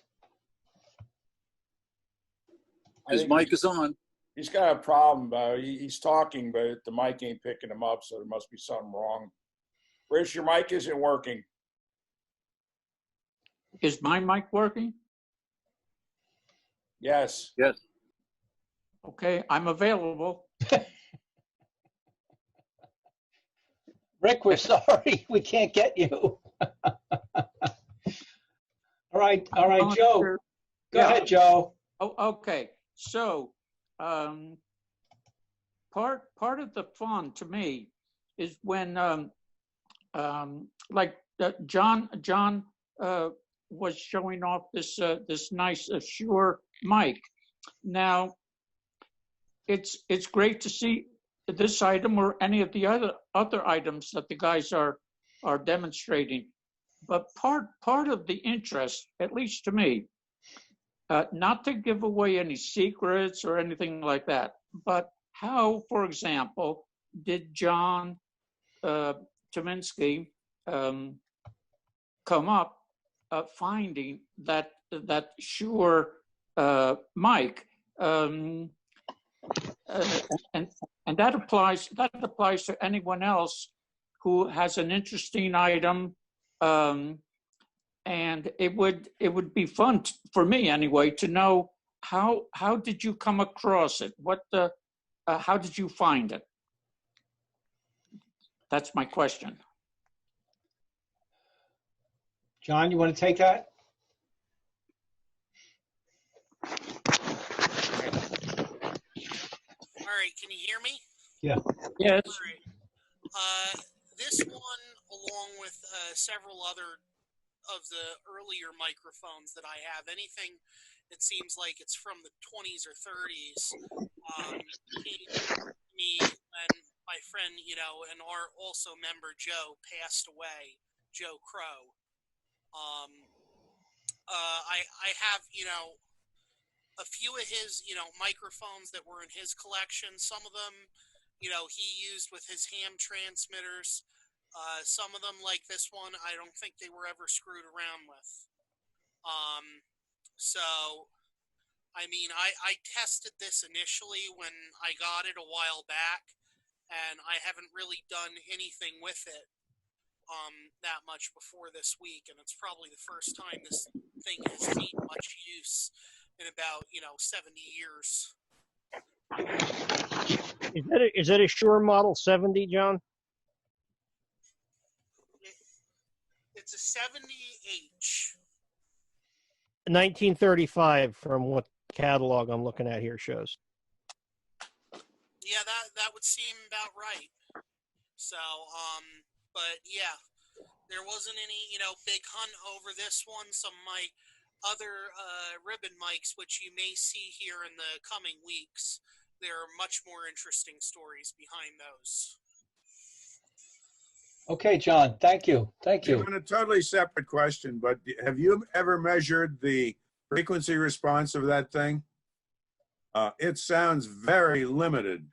My guess is about 3,000 to 3,100 hertz. Yeah, it's a crystal microphone. It's very tinny. You Right, know, it's yeah. an early crystal mic. It's probably lost some of its output over the years. You know, but you know, this is what they sound like. Any of the crystal microphones I have, just about every one of them sounds like shit. Very intelligible, though. Yeah, it is. It might be interesting to measure this response, but anyway, so that's it. I think it's the altitude where he's at. That's why the high-pitched voice. It's a communications mic. Actually, if you're in a distance, mixed in with static, it does stand out. And you don't, with sideband anyway, you don't want to put power in the low frequencies. I got a couple of crystal mics, and they sound surprisingly good. Oh, yeah, they can. But of course, in the 30s, there was no sideband either. Well, but AM communications, and if it's lightly loaded, because it's a high impedance output, the frequency response actually is quite good. The response is limited by how much loading. Yet you really can't load them. Speaking of mics, can you hear me, Rich? That's quite true, but those crystals usually go bad in 20, 30 Yes. years. Oh, yes. Yeah, that happens too.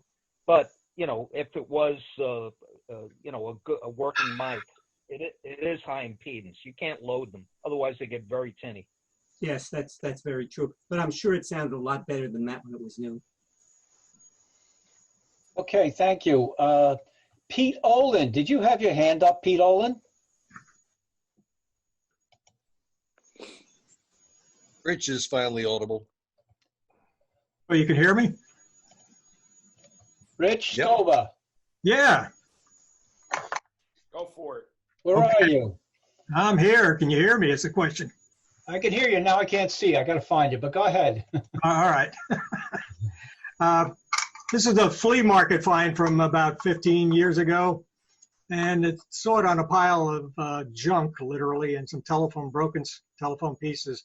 But it's a straight key in remarkably good condition when you find out its age. Hold it up, Rick. Hold it up. Okay.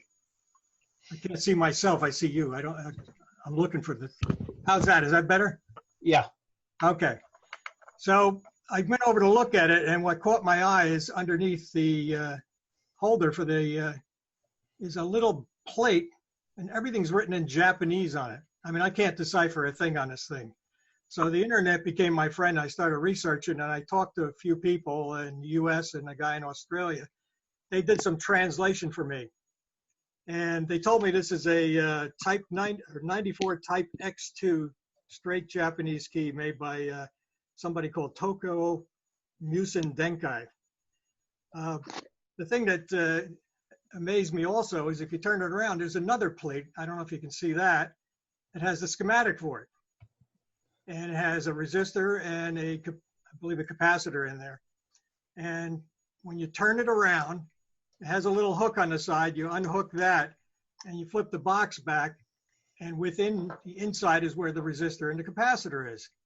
So I said, well, that's kind of interesting, but why'd they go through all that effort? Because there are some supporting bars here that connected back into the circuit. So I looked on a couple of websites and I found a guy who had another one. His did not have the components inside the case. They were not visible, so I'm assuming they were underneath the key base.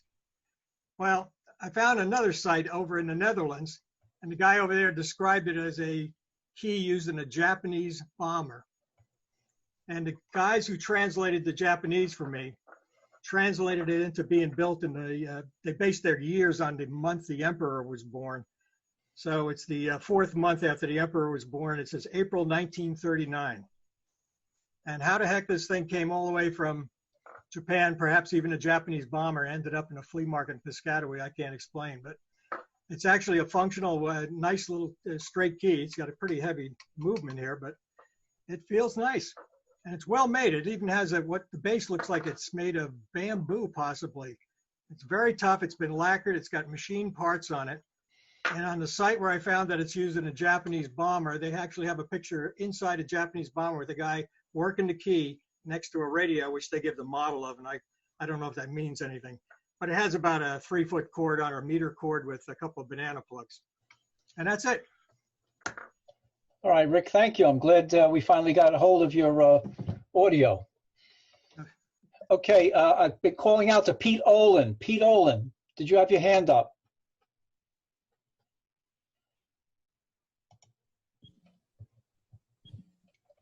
Hey, Rich, did you hear me? Pete. Rich. Who's calling? Sal. Sal. Hey, Sal. Hey, how are you? If you guys want to see the rare look of my basement and Sal's capacitor corner, so hold on. Let me switch the camera over. Hold on, I don't screw this up. Okay. Let's see. No, the camera didn't switch. I finally.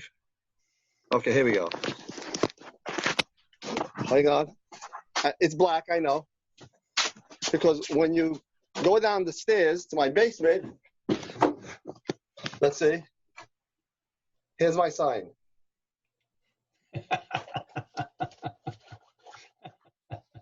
Okay. So enter at your own risk. So let's go. Okay.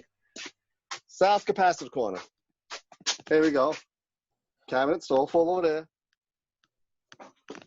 All on this side. Slow down the pan. Slow down the pan. Okay. Here's resistors 2 watts. Resistors half watts. We're gonna go here. My basement is a wreck right now. 1 watt resistors.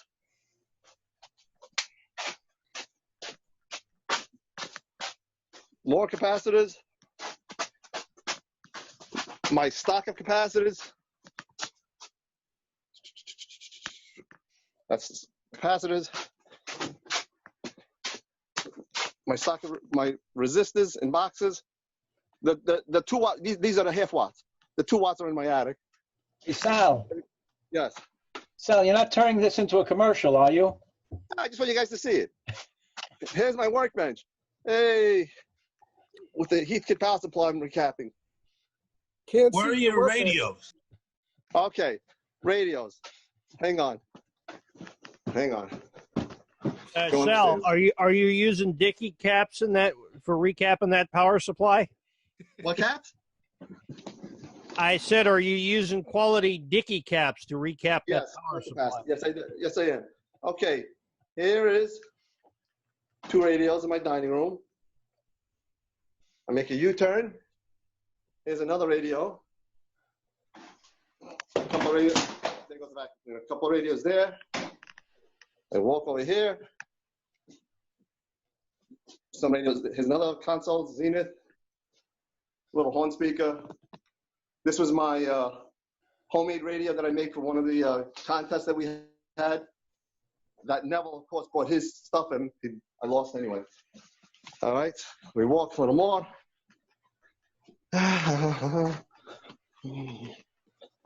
I'll slowly pan it on top of my mantle. A couple little radios there. There. Down here. A couple of radios down there. All right. It's lights are low. There's not a lot of light in this room. My Dynaco stuff right there, ST70. We come over here. Another console. Another console. Hold on, hon. Go. Over here. Another radio. And what else? That's about it, I guess. Uh-oh, I think I lost you guys. No, we're on. Oh, okay. Okay. Well, that's it. Anyway, that's what I have Here's something interesting. Hold on. Let me show you. It's dated February. What is it? 1900 magazine. That's in my living room. And I don't know if I can pan into the date. Wait, let me put my finger there. The date's right here. What was it? February 10th, 1900. It's a magazine. So I put that there. Some more art in my living room. There. There. We can't forget about this. War of the Worlds. That's there. Majestic. There. Oh, let's see. This is behind. This is going to be kind of dark. Another one there. And my favorite one.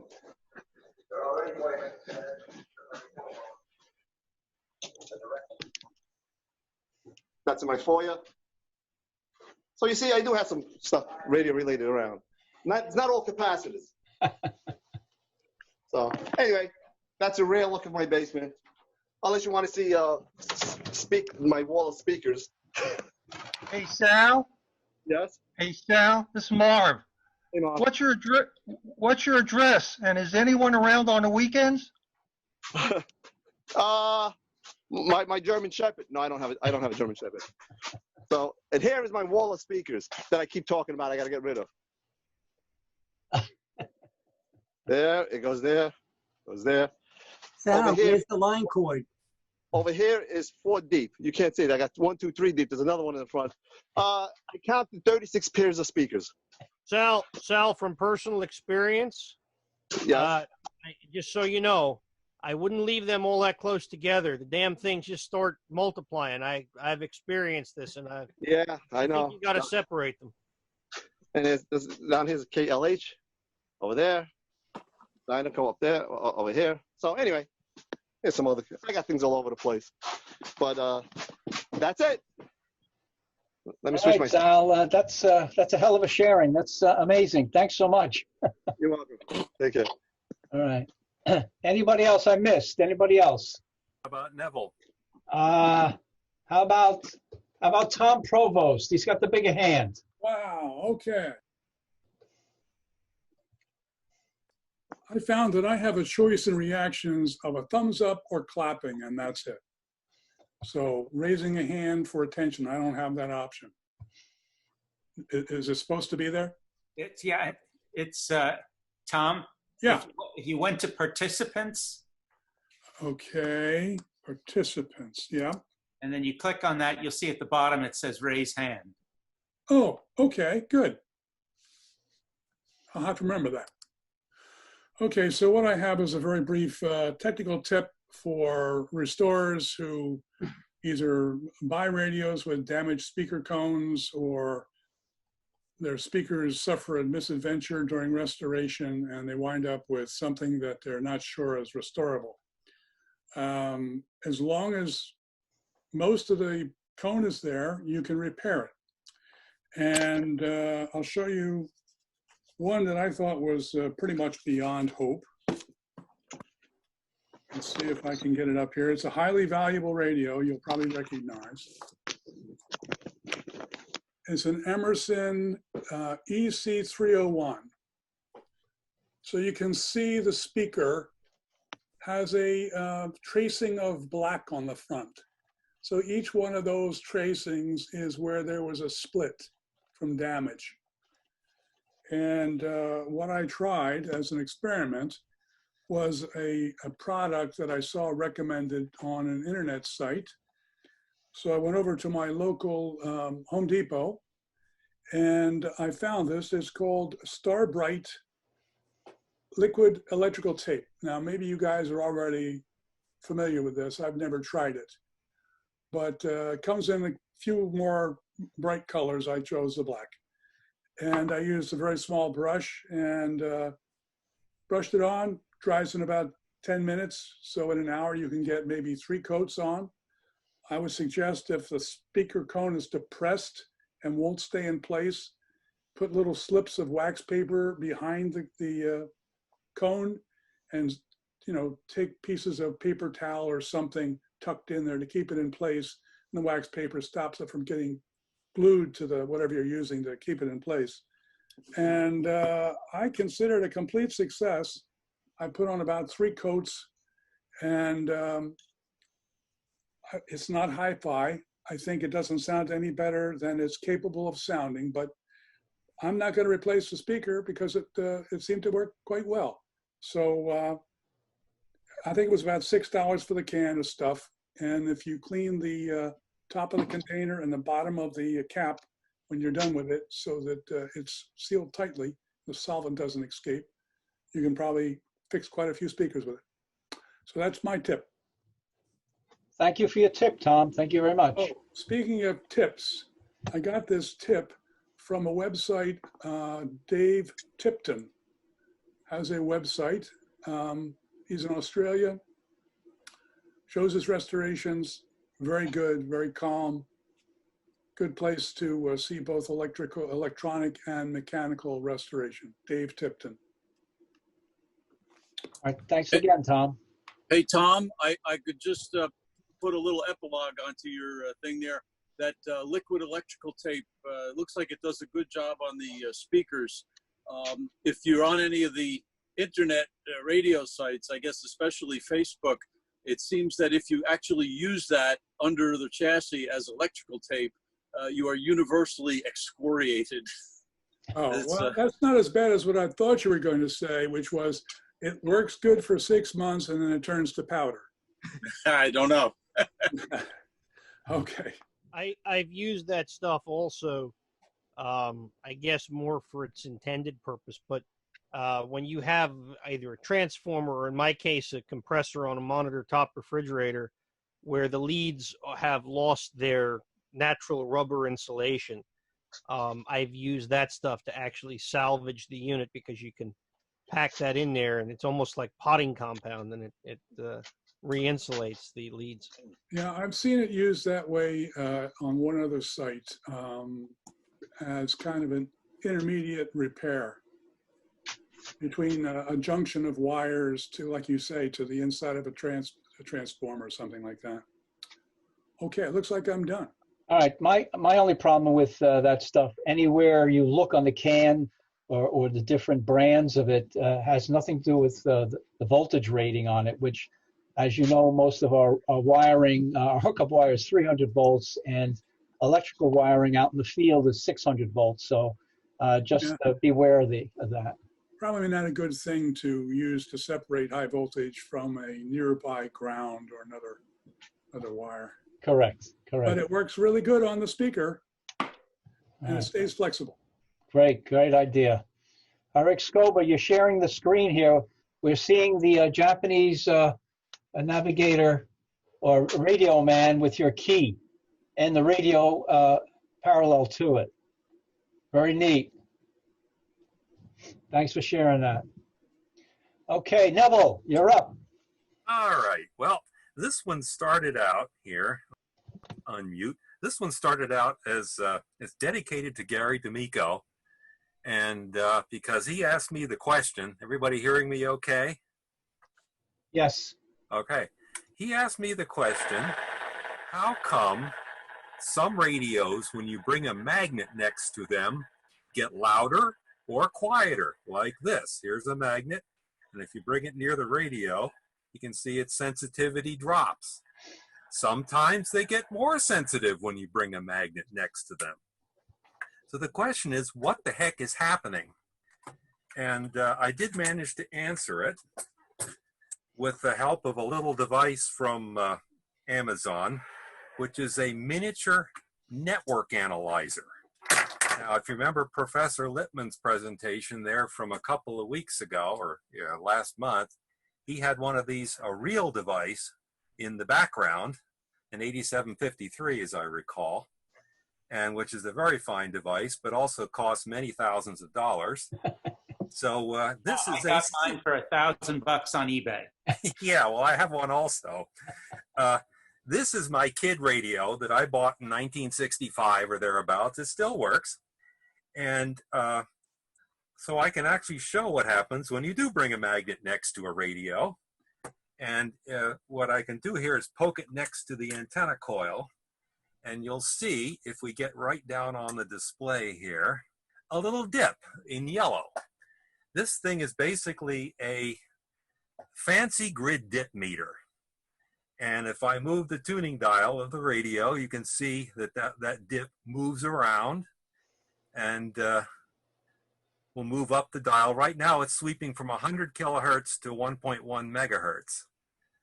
So you're able to come in there with a magnet. Now when you bring the magnet in, what happens? Well, if you can see it here, it actually moves that resonance up, moves it up in frequency. And conversely, if I bring a piece of ferrite in involved and add a little more ferrite to the antenna, it moves down in frequency. So Prof. Lindemann is showing here, and I'm not, you're apparently not broadcasting my screen. No, we've got your screen. Oh, we do? Okay, because I saw Prof. Lindemann here. So anyway, there's the ferrite out there, and you can see the little blip move down a little bit, not a lot. But what is this good for?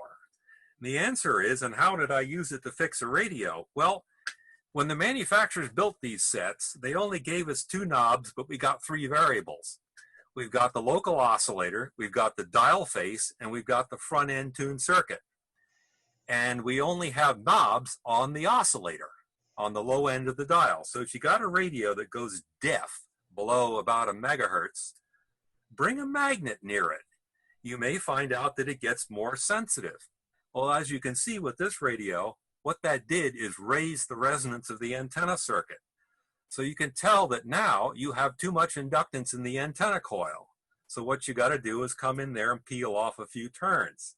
This will allow you to align the radio's antenna circuit to match the dial and the oscillator simultaneously if you have one that's way off. And indeed, the RCA tube set that I showed earlier was way off. It was down around 470 kilohertz when it should have been at 530. So I took 5 turns off and it works just fine. So why does this happen? Well, Prof. Lindemann showed it last time in his lecture on the pins being magnetized. And for the heck of it, here's a BH curve. And I'll try to bring this back out here. That very much like Prof. Lindemann's demonstration from last time. And unlike Prof. Lindemann's nails and pins, our radio coils need to be low loss. The area inside this thing represents hysteresis loss, which in ferrites we try to minimize as much as possible. So I've drawn it as a black line here. It's not the scale in inductance, but the slope of that line represents the inductance of the coil. So as you can see, if you add a magnetic field which is going this way, the inductance changes. So here's a nifty trick. You can use a physics experiment by Prof. Lindemann to tune a radio. How about that? Leave it to you to figure that out again, Neville. It's really cool. So once again, if you got a radio that when you bring a magnet, this works to align the bottom end of the dial. So when you have a radio that is deaf on the bottom end of the scale, bring a magnet near the antenna. It works for ferrite antennas, by the way. And if it gets more sensitive, you got to take turns off. If it keeps getting less sensitive, you got to add a couple of turns. So Neville, what it is. Neville, the next step is to put some turns on the ferrite and run a DC current through it so you can tune the radio from across the room with a DC current. Yeah, okay. We'll make ourselves a Yig oscillator out of a hunk of ferrite. Hey, Neville? Yes, sir. Why don't you just tape a magnet in the center of the radio? That's cheating.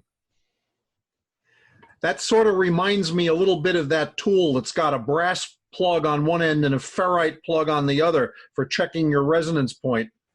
It's exactly the same effect. Just move the speaker closer to the antenna. There you go. Just turn the speaker 90 degrees.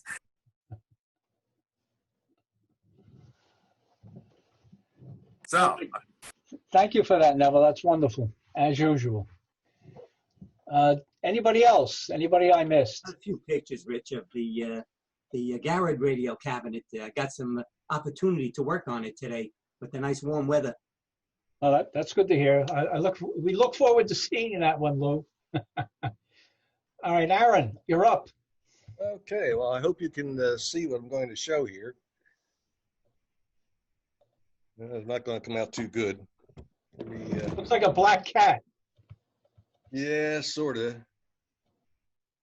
And you see it says Amplion on there? Oh, yeah.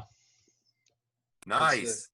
This is not something I would normally buy because, well, they cost a lot of money. And it came from the collection of Dick Herf. Now, I'm sure some of you remember him. Ray knows him as Richard. And I know him as Dickie Hertz. Same guy. And he purchased this thing. I'll tell you what it is first. It is a model AR-114, and it sold for $27.50 in 1925. But Dickie, as you called him, paid $700 for it at Kutztown a few years back. And he brought it over to our table, sat it down there, and made me nervous looking at it sitting on the table. I removed the reproducer because it just comes right off, slides right off of it.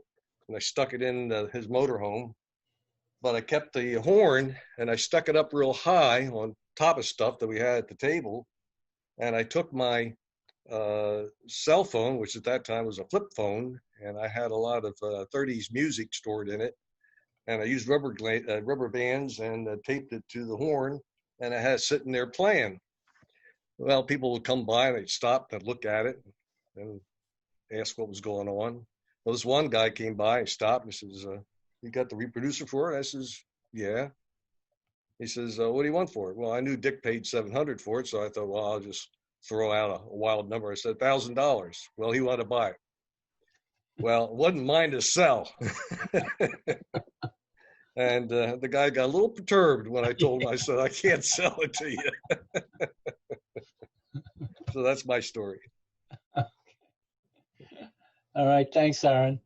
Who else? Who else has got their hand up? John Cummer. Hi, can you hear me okay? Yes. Okay. Number one, I want to thank Marv for a very nice issue of the newsletter. I read it last night, especially the article about that mystery place, that barn, or whatever it is. I want to thank Marv for putting out a good issue. He always does, but I especially enjoyed that article. Welcome. Oh, you there, Marv? Yeah, thank you. You're welcome. Yeah, that was very nice. Anyway, also I want to show this show and tell thing. It's a, no, I don't deal with transistor radios, but this is in the box. It's a universal one, and you can see it even. Let me get it up here. It has all the stuff in it. It has an original 9-volt battery. Let me pull it out here. A 9-volt battery. It has a earphone thing, and it has this. This is apparently some kind of battery eliminator or a power supply. You would an plug operator killer. I never saw one until I got one of these, but it is a universal battery eliminator. You plug it in, and then you could plug your radio into it. It looks very dangerous. It's like, Hey, John? Yeah? John? Yeah, this is Sal. When I was young, my father had a 9-volt battery charger, and it looked like that, and you just put your 9-volt battery in it, and, you plug it in. I mean, there's no switch mode power supplies and nothing. And he wanted to see if it was working. So he put it out, and then he licked it. and he jumped back. And obviously, there was just probably a diode and a resistor in there or something. So, he like 120 volts on his tongue.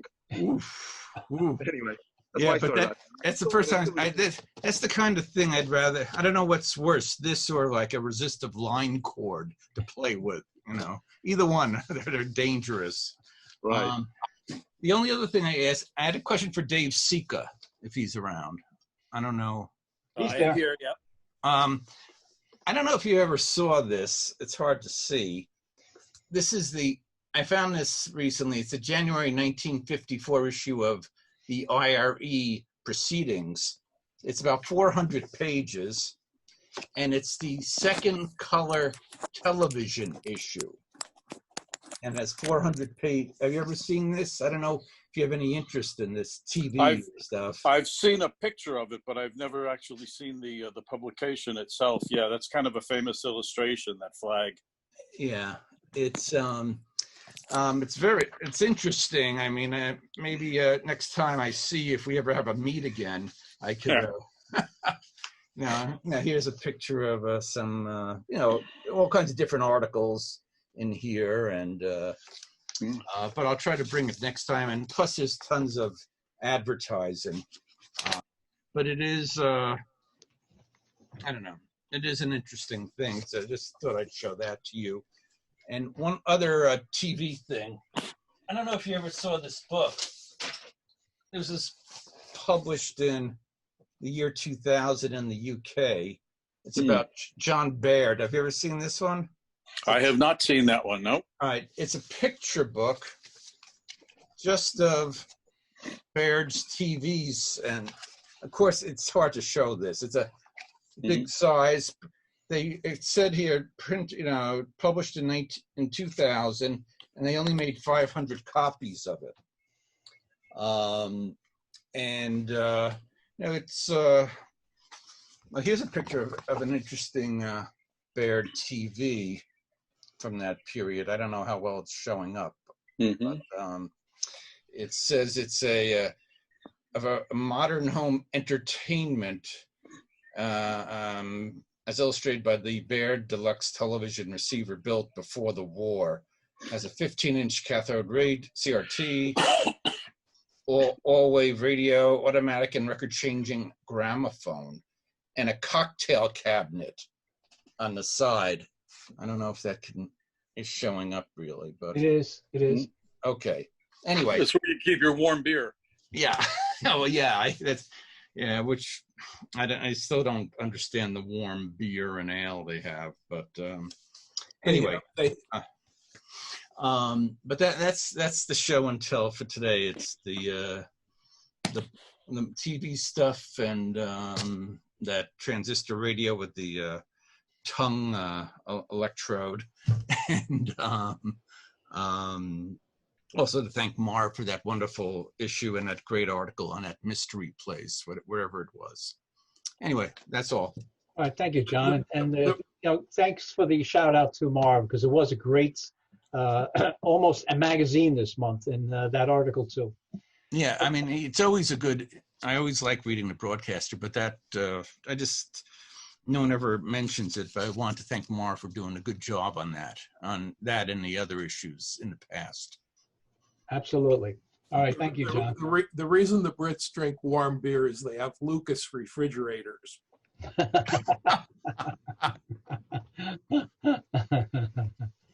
All right, I think most of us got that.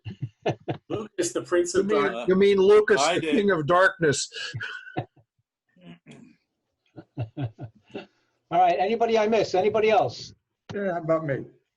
Oh, okay. How about you? All right, Paul, go ahead. I have a couple items for show and tell, but my better half is retired for the night, but we have a 50th anniversary tomorrow. So I just thought I'd bring that up as the unusual show and tell. Well, you're going to bring her out and show us that you've been married to her for 50 years? Well, I think she's hiding. Okay. I don't know what we're going to do. I mean, we've been in the house for 3 or 4 months now, And Paul, she hasn't killed you in your sleep even once yet in 50 years. That's amazing. Not successfully. My restless leg syndrome makes it a little tough on her sometimes. But it's been a real joy, a couple of kids. And I think we're going to celebrate once we're able to get out and do things safely. Now, she doesn't go out in the backyard in the middle of the night and start digging holes in the garden, does she?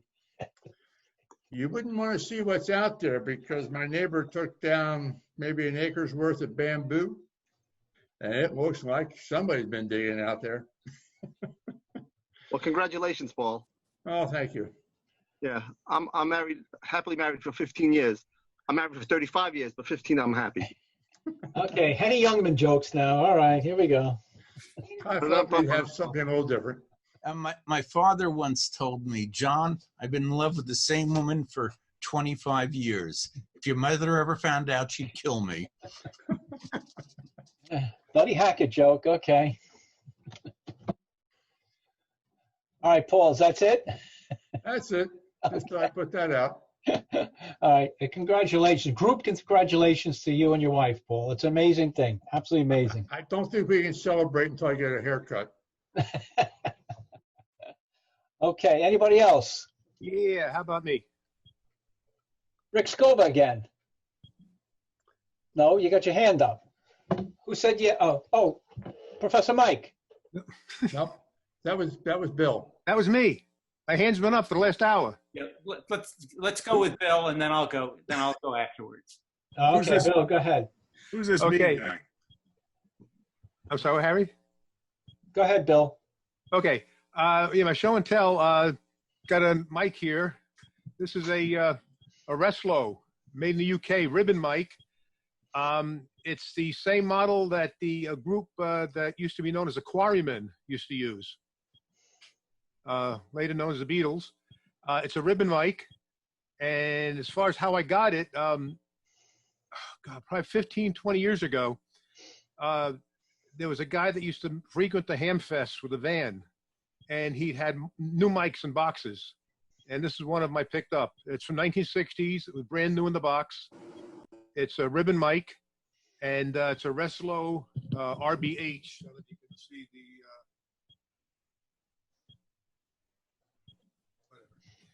And when Darren brought out his Shure advertising sign, reminded me of something I picked up also. Let's see if I can pick this up here. It's a Electro Voice dealer display. It's backlit with a fluorescent. It's not backlit right now. It's got a fluorescent fixture. It's got a fluorescent fixture behind it. Trying to hold the mic and hold the camera, not too coordinated. And it's got a space inside to mount microphones for display. So someday I'd like to get that up and working. My original show and tell was this 3-dialer I've been talking about.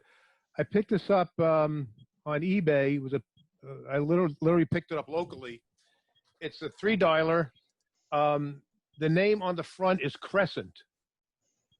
I've been unable to find anything on it, but when I took it apart to clean it, I don't think you can see it. Let me turn the light on here. The inside front panel, you actually can't see it, the capacitors in a way. It has a different name on the inside, named Carnival. So I was able to find something with the name Carnival on Radio Museum. So whether it's the same circuit as what I have, I don't know. But if anybody can give me the information on Crescent or Carnival, it will be interesting. That's all I have. Are we going to hear this in the next DX contest? It does work. I actually powered it up with a couple of D cells and about 7 or 8 9 volts, so it does work. All right. All right, Bill, thanks. All right, Professor Mike, you're up. Okay. So this is in the spirit of what Neville did a number of years ago. Remember, he brought in a 3D printer and printed knobs, or radio knobs. So this is a CNC mill that I picked up for $250. I'm going to quickly share my screen here. So this is the, whoops. Can you see this? So just okay. Yeah, so this is it's just a simple CNC mill. Now I'm going to stop sharing for a second. Hang on. And then what I did, this is connecting up with, is Al still there? Yes, I am. You recognize the circuit, Al? Oh, yeah. Okay. Thank you. So what I did here is this is a Fusion 360. What I did is I went to Al's website on the crystal set and then pulled the image out. And then I brought it into Fusion 360. And I'll show you, I'm going to show you a simulation of it. Let's see if we run the simulation. So this is in the simulation. It's showing you, can you see this now? Yeah, yeah. Okay, so this is a simulation of the G code that works with the mill. Okay, I'm going to stop sharing that for a second. Then I have a extra camera on my computer here. So now can you see the mill on the table there? Yes, very good. Okay, so that's the mill. And then I could run it, but it's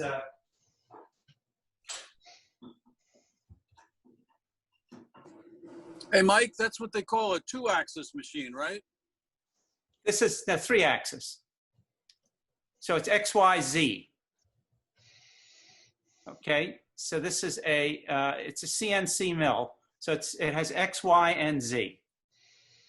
So in this case, I was just cutting it in a plane. So I was just using 2 of the 3, basically the Z axis was just to go to a depth, but you can actually cut surfaces on it.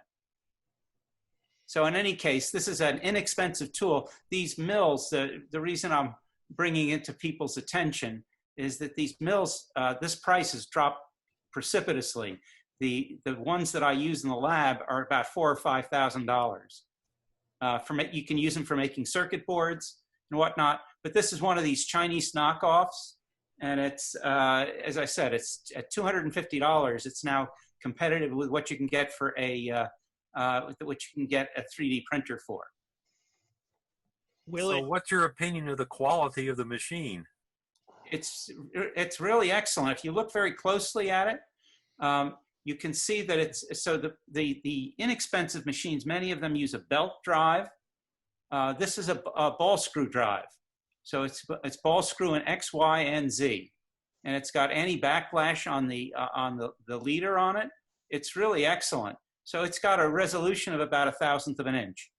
Will it mill aluminum and steel? Not steel. It'll do aluminum, plastic, wood, steel. It's the motor on it. It's only I think it's a 7,000 RPM motor. Do you have spindle speed control, or there's no spindle speed control? Oh no, you have speed control on it. Okay. So they're really pretty impressive, as I said. And then on top of that, this one will also accepts a laser diode, so you can use it as a laser cutter as well. The laser diode is another $150. So it's very easy to use. Again, you know, all of us are in the business of actually having to fabricate broken parts.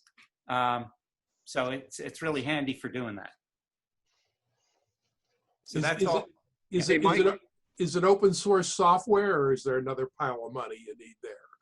It's all, yeah. So Al, it's all open source. It uses a Gribble, GRBL, which is in this Fusion 360. You can export to all different types of manufacturers, but Gribble is one of the open source ones. So it's there's no extra expense on it. It comes as a kit. So but it has all the appropriate tools. And as I said, for $250, you can't go wrong.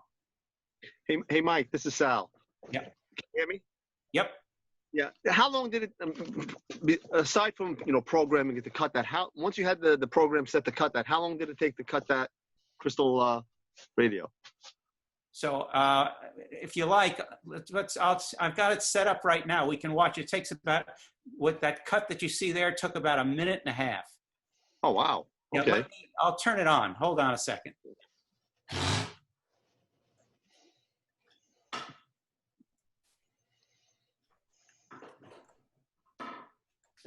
Just give me 1 minute. Okay. You can take 2.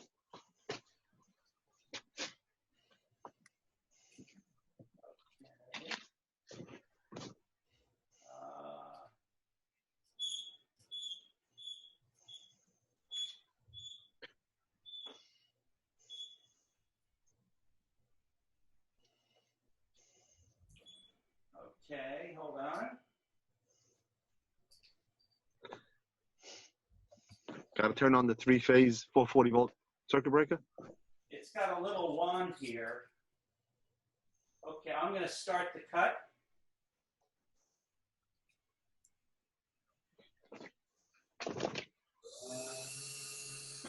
So it's running now.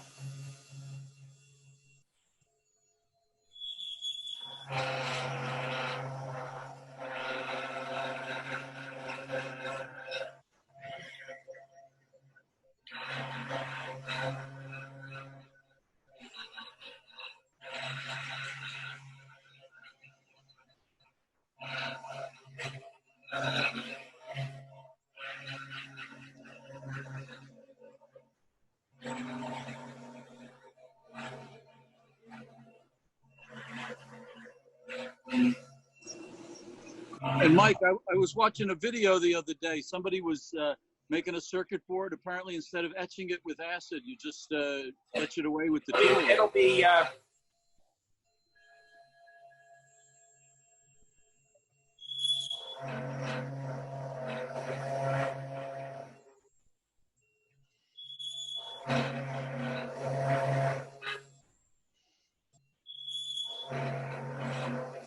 That's the coolest thing I've ever seen in any Zoom meeting.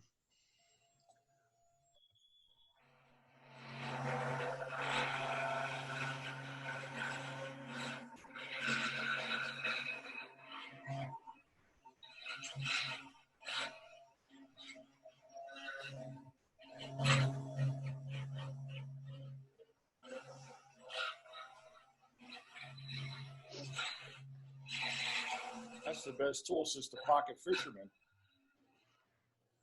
I'll bet Phil Weingarten wished he had that back then. Probably do a heck of a tattoo with that thing. So now, can you can slow down the spindle speed, and can you slow down the feeds on the axes? yes, you can. So it's almost done, by the way. So in theory, it should be able to do at least aluminum if you slow down the feeds, right? Oh yes. So speeds, the speeds and feeds are it's the name of the game. These automatic machines. By any kind of machining, I think generally. Okay, there it is. It's finished. So it's.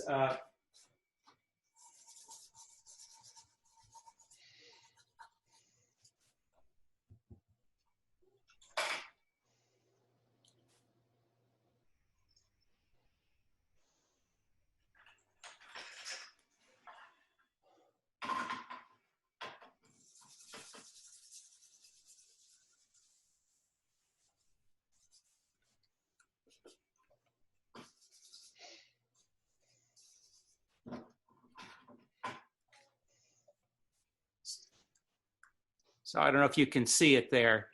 So the bit that I had in it looks like it was a dull bit, but it's but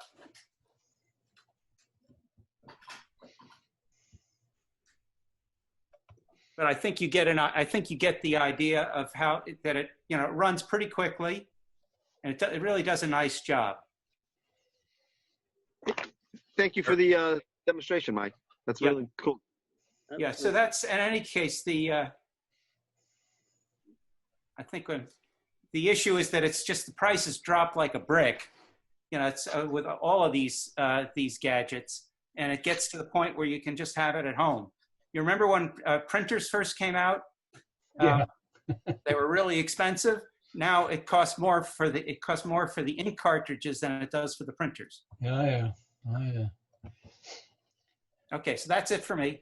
All right, thanks, Mike. Thanks for pressing. Appreciate that. All right, Impressive.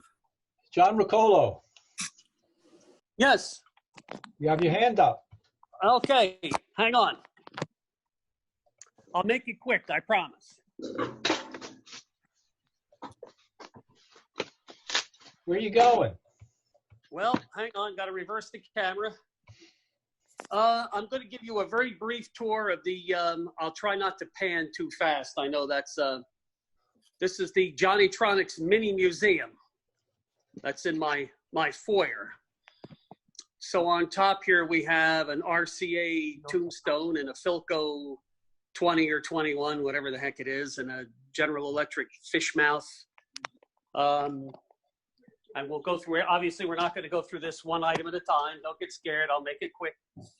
Down at the bottom here, I figured I'd save the best for first. This is a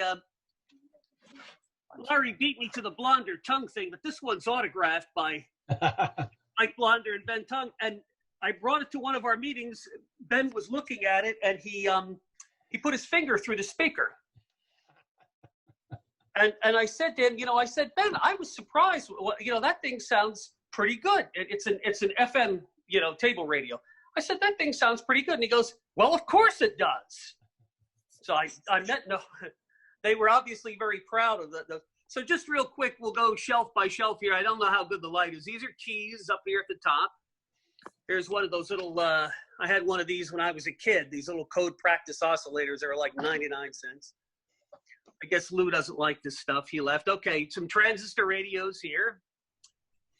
This is real. This is, I got this at a yard sale. I wish I had the rest of the, 66 Impala or Caprice or Chevelle that went with it, but what are you gonna do? Crystal radios and some Zeniths, including a really cool Zenith Golden Triangle. And that's a Heathkit crystal radio. Here's one of those Japanese novelty sets that looks like a Mercedes grill.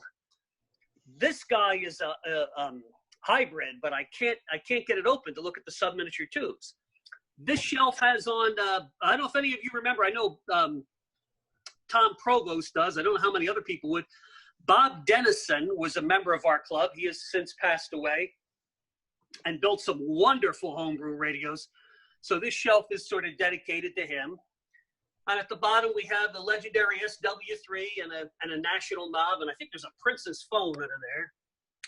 Over here, we have all kinds of assorted junk, little stuff and stuff that's in here for ha-has and ham radio stuff. This is a, I always wanted a real one. I know some club members have them. This is a toy BC611 handy talkie. It even says Motorola handy talkie on it. I can get a Mac in there. And this shelf has more assorted stuff on it. This is a World War II German field telephone, which is very interesting. Got that at Kutztown, I think, from Joe Pentrovato. This was a nice gift, a freebie from what's his name? Ed Suhaka. And his father apparently pilfered these from the what was the destroyer? Very famous World War II destroyer here. O'Bannon. It was a very famous, known as the fightingest ship. And it came from the O'Bannon sonar room. And at the bottom, I can't see. Oh, at the bottom, I see Sal's basement ceiling. I don't know. Hello. Hi, Sal. How you doing?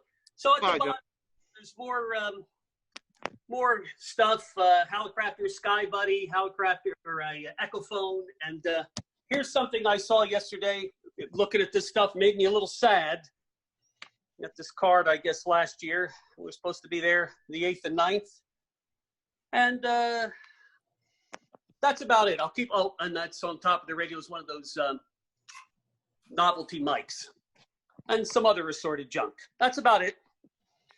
Hey, John? Yes. That Heathkit crystal radio, have you used it? Not in many years. It did not work very well. I really have to open it up and see if somebody botched something up. Okay, because it's supposed to be legendary. I was wondering how good it really is. For me, it was not, but I gotta get back to it. I don't have a lot of patience with crystal radios. Here's an interesting little. It's in a Ziploc bag. This is a 2N32 transistor. This is a point contact transistor, not a junction transistors, so that's pretty early. You know, I don't know, I won one of our contests. I forget why. Yeah, that's it. All right, John, the next show and tell, could you show us your workbench? This was enough of an embarrassment, you know. Workbench, well, I mean, I hope you'll like it. Here. The workbench is really, really ugly. Hey, here's the dining room table, though. Check this out. Needs cleaning. I'm without adult supervision. There are many of us in that camp. By the way, I have one of those Heathkit crystal radios. They work really well. No, I'm glad to hear that. I got to get back to it. I have a decent long wire antenna, not a great one. And I was not impressed the one time I tried it, but that could have been me. They're supposed to be very high fidelity. It's really fine. I mean, it really works well. I've got about a half a dozen crystals, including the federal set, and it's really one of the most sensitive crystal sets I've got. I think it's a 1N34 diode in it. Well, and the key to it is it's double tuned. Exactly. Yeah, but the other key to it is it's a Heathkit, and you just never know. You know, it's impedance matched. So look at Al's website. Yeah, I think Miller made one too, similar to the Heathkit. Yeah, I know theirs is very well regarded. I have to try it again. I got a question. Is that one of those crystal sets where you have a series tuned resonant in the antenna and then it's loose coupled to a parallel tuned resonant circuit? I don't recall. Maybe Al knows. I don't remember exactly. It's two tuned circuits. I'm not sure the input is a series tuned setup, and I don't know that it has variable coupling. But they laid it out pretty well that you tune the antenna and tune the and then tune the secondary. And I haven't gotten to play with one, but I can imagine they work a whole lot better than your run of the mill crystal set. Yeah, the BC14 is the only model that I can think of right at the moment that does that pretty much, but that's got a series tuned resonant antenna, and that's nice because then it matches the whole thing up, which is kind of nice. So. Marconi got it right very beginning. Yes, sir. Okay, anybody else? I'm missing anyone? There's 4 hands up yet. I don't know if they just didn't put them back down or if they still Bill Zukowski, John's iPhone, Darren, and Aaron. We got all those guys. Okay. I just put my hand down. That was John's iPhone. Well, I got a little piece of humor for you. Go ahead, Darren. It's a horrible humor. So, you made me think about this when you mentioned the liquid electrical tape, and I don't know how many guys here used to fix TVs. I know I used to. And we had a product back then that I think if I did a little creative advertising, I could make some serious money and wind up in state housing for the rest of my life. This is some genuine bona fide Corona dope, guaranteed to stop television arcing. And on the side, it says it'll prevent the coronavirus. Simply inhale product and you will die quickly enough so that you will not contract the coronavirus. So here you go. Here's your TV Corona dope. Well, like you said, Darren. Okay. All right. Anybody else? I got something quick. I wanted to show. Sal, are you paying attention? Okay. Recognize that? He was showing this off while he was walking around. This was the playbill and a couple of the tickets back in 2007 for when we had the World of Worlds over at Sarnoff. And Sharon saved ours and framed it up. So we've had this hanging in our dining room. So I wanted Sal to see it because he showed his off.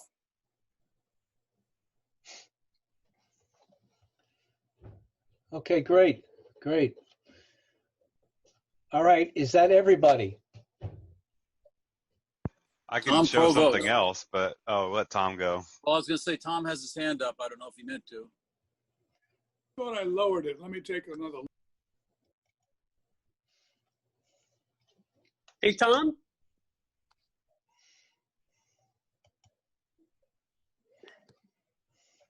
Tom?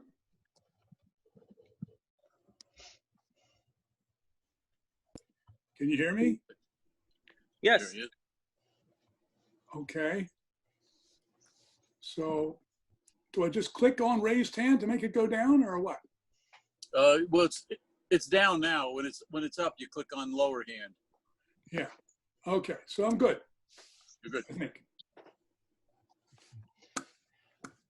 All right, then it's after 10 o'clock. Let's officially end the meeting. I think we had a great meeting. The show and tell worked out well.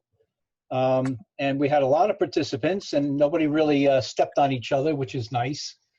You know, we'll do it again. I guess we will do it again. I just want to say that next month we will be Zooming again, more than likely. And that would be our June 12th meeting. And that meeting, we will be having the guest presenter, Professor Joe Jessen. And he will be telling us everything we didn't know about the AR-88 boat anchor. And I went to his bios, and you'll see an abstract in his bios soon on the communicator. And he's quite a guy, and he knows a hell of a lot about the AR-88. So I think it would be a good idea during his presentation that everybody who has an AR-88 bring it in and hold it up on the screen. That is a joke for anybody that doesn't own an AR-88. I'm sorry. Yes. It only weighs 273 pounds or whatever it is. So Rick, Come on, John, 102. On site. And I thought the R390A was heavy. Rich? Yes. One thing I should have mentioned before we sign off. So the engineering school just got a new dean. It's Andrea Goldsmith. She's a professor from Stanford, and she is an expert in a field. I'm learning about it now. It's called cognitive radio, and it's a follow-on from spread spectrum, and it's the future of radio. I think we should get her. She starts in September. I think we can invite her to give one of our talks. Mike, stop it right there. You're hired. So, and she just got the Marconi Prize this year for her work in cognitive radio. Okay, I'm going to have to look up that word and radio together and see what that means. That's, So what it is, it has to do with, you know, the problem with just cramming enough channels into a band. Yes. So the idea, it's related to the idea of spread spectrum. It basically, you know, if you have a quiet section of the band, it basically I believe it's an automatic system that basically fills up the entire bandwidth. So it's so in other words, you know how when we have stations, you know, we obviously you broadcast on a particular frequency. So there's some kind of coordination. You have to look it up. It's there's a Wikipedia page on it. There's it's relatively new. It seems to be one of the hottest things in the spread spectrum field. Spread spectrum was created, I believe Al probably knows all about this. It was World War II. Hedy Lamarr was the idea of to prevent jamming during World War II. With player pianos. Player pianos. Yeah, she was a piano player, right? She did. No. Or Her agent was a piano player, and he invented it, and it was for torpedoes to avoid being tracked. And degaussing is in there someplace too. Well, it's what becomes frequency hopping spread spectrum. And if both the transmitter and the receiver know the song, then they tune to the same frequencies. Okay. Right. So in any case, she's, this is her thing. And I think, she's clearly, and I think she would be clearly be a good speaker for us. Okay, what's her name again? Andrea Goldsmith. Okay, great, great. We look forward to seeing her and hearing her. That'd be wonderful. Thank you, Mike. Okay, again, the meeting is adjourned. I want to give a shout out to Steve Hensel for showing up. Really appreciate seeing Steve, and we'd appreciate him being a member even more. So Steve, there's a couple of people in the club that are going to work you over about becoming a member. We definitely need your smarts. You know that, don't you? Where are you? Now, you could say something. Go ahead, say something. Unmute. Unmute. You scared him off, Rich. No. There we go. There you go. There we go. I was just looking for my Alt A. There we go. I got it, Rich. All right. So obviously Al and Dave are looking to recruit you, and certainly I would too. So we definitely would like to to Shanghai you into the club. Boy, you're really looking for trouble now, aren't you? Steve, are you in Alpine? No, actually, I'm at home in Pennsylvania. Uh-huh. Okay. But there was a time when he was in Alpine. There was a time. I did actually live on site for 6 months. Yeah, I actually did. But right now I'm back home in Pennsylvania. Yeah. Okay. Pete Olin was with us. It was very good to see Pete Olin. He didn't get the chance to speak, but he certainly had his issues with his health, and it's just really nice to see him. So I'm going to officially sign off from my duties as president and club coordinator this evening. So everyone chat amongst themselves, and safe drive home, and obviously stay safe amongst the virus. Take care, Rich. Take care, guys. All right, guys. Night, Rich. Take care, guys. Good night. Good night, Rich. Thanks. Bye. Night, everybody. Good night, Darrell. Good night, all. Thanks for this. Good night. See you next one. Good night. Bye. Good night, all. Bye. Good night, all. Great meeting. Thank you.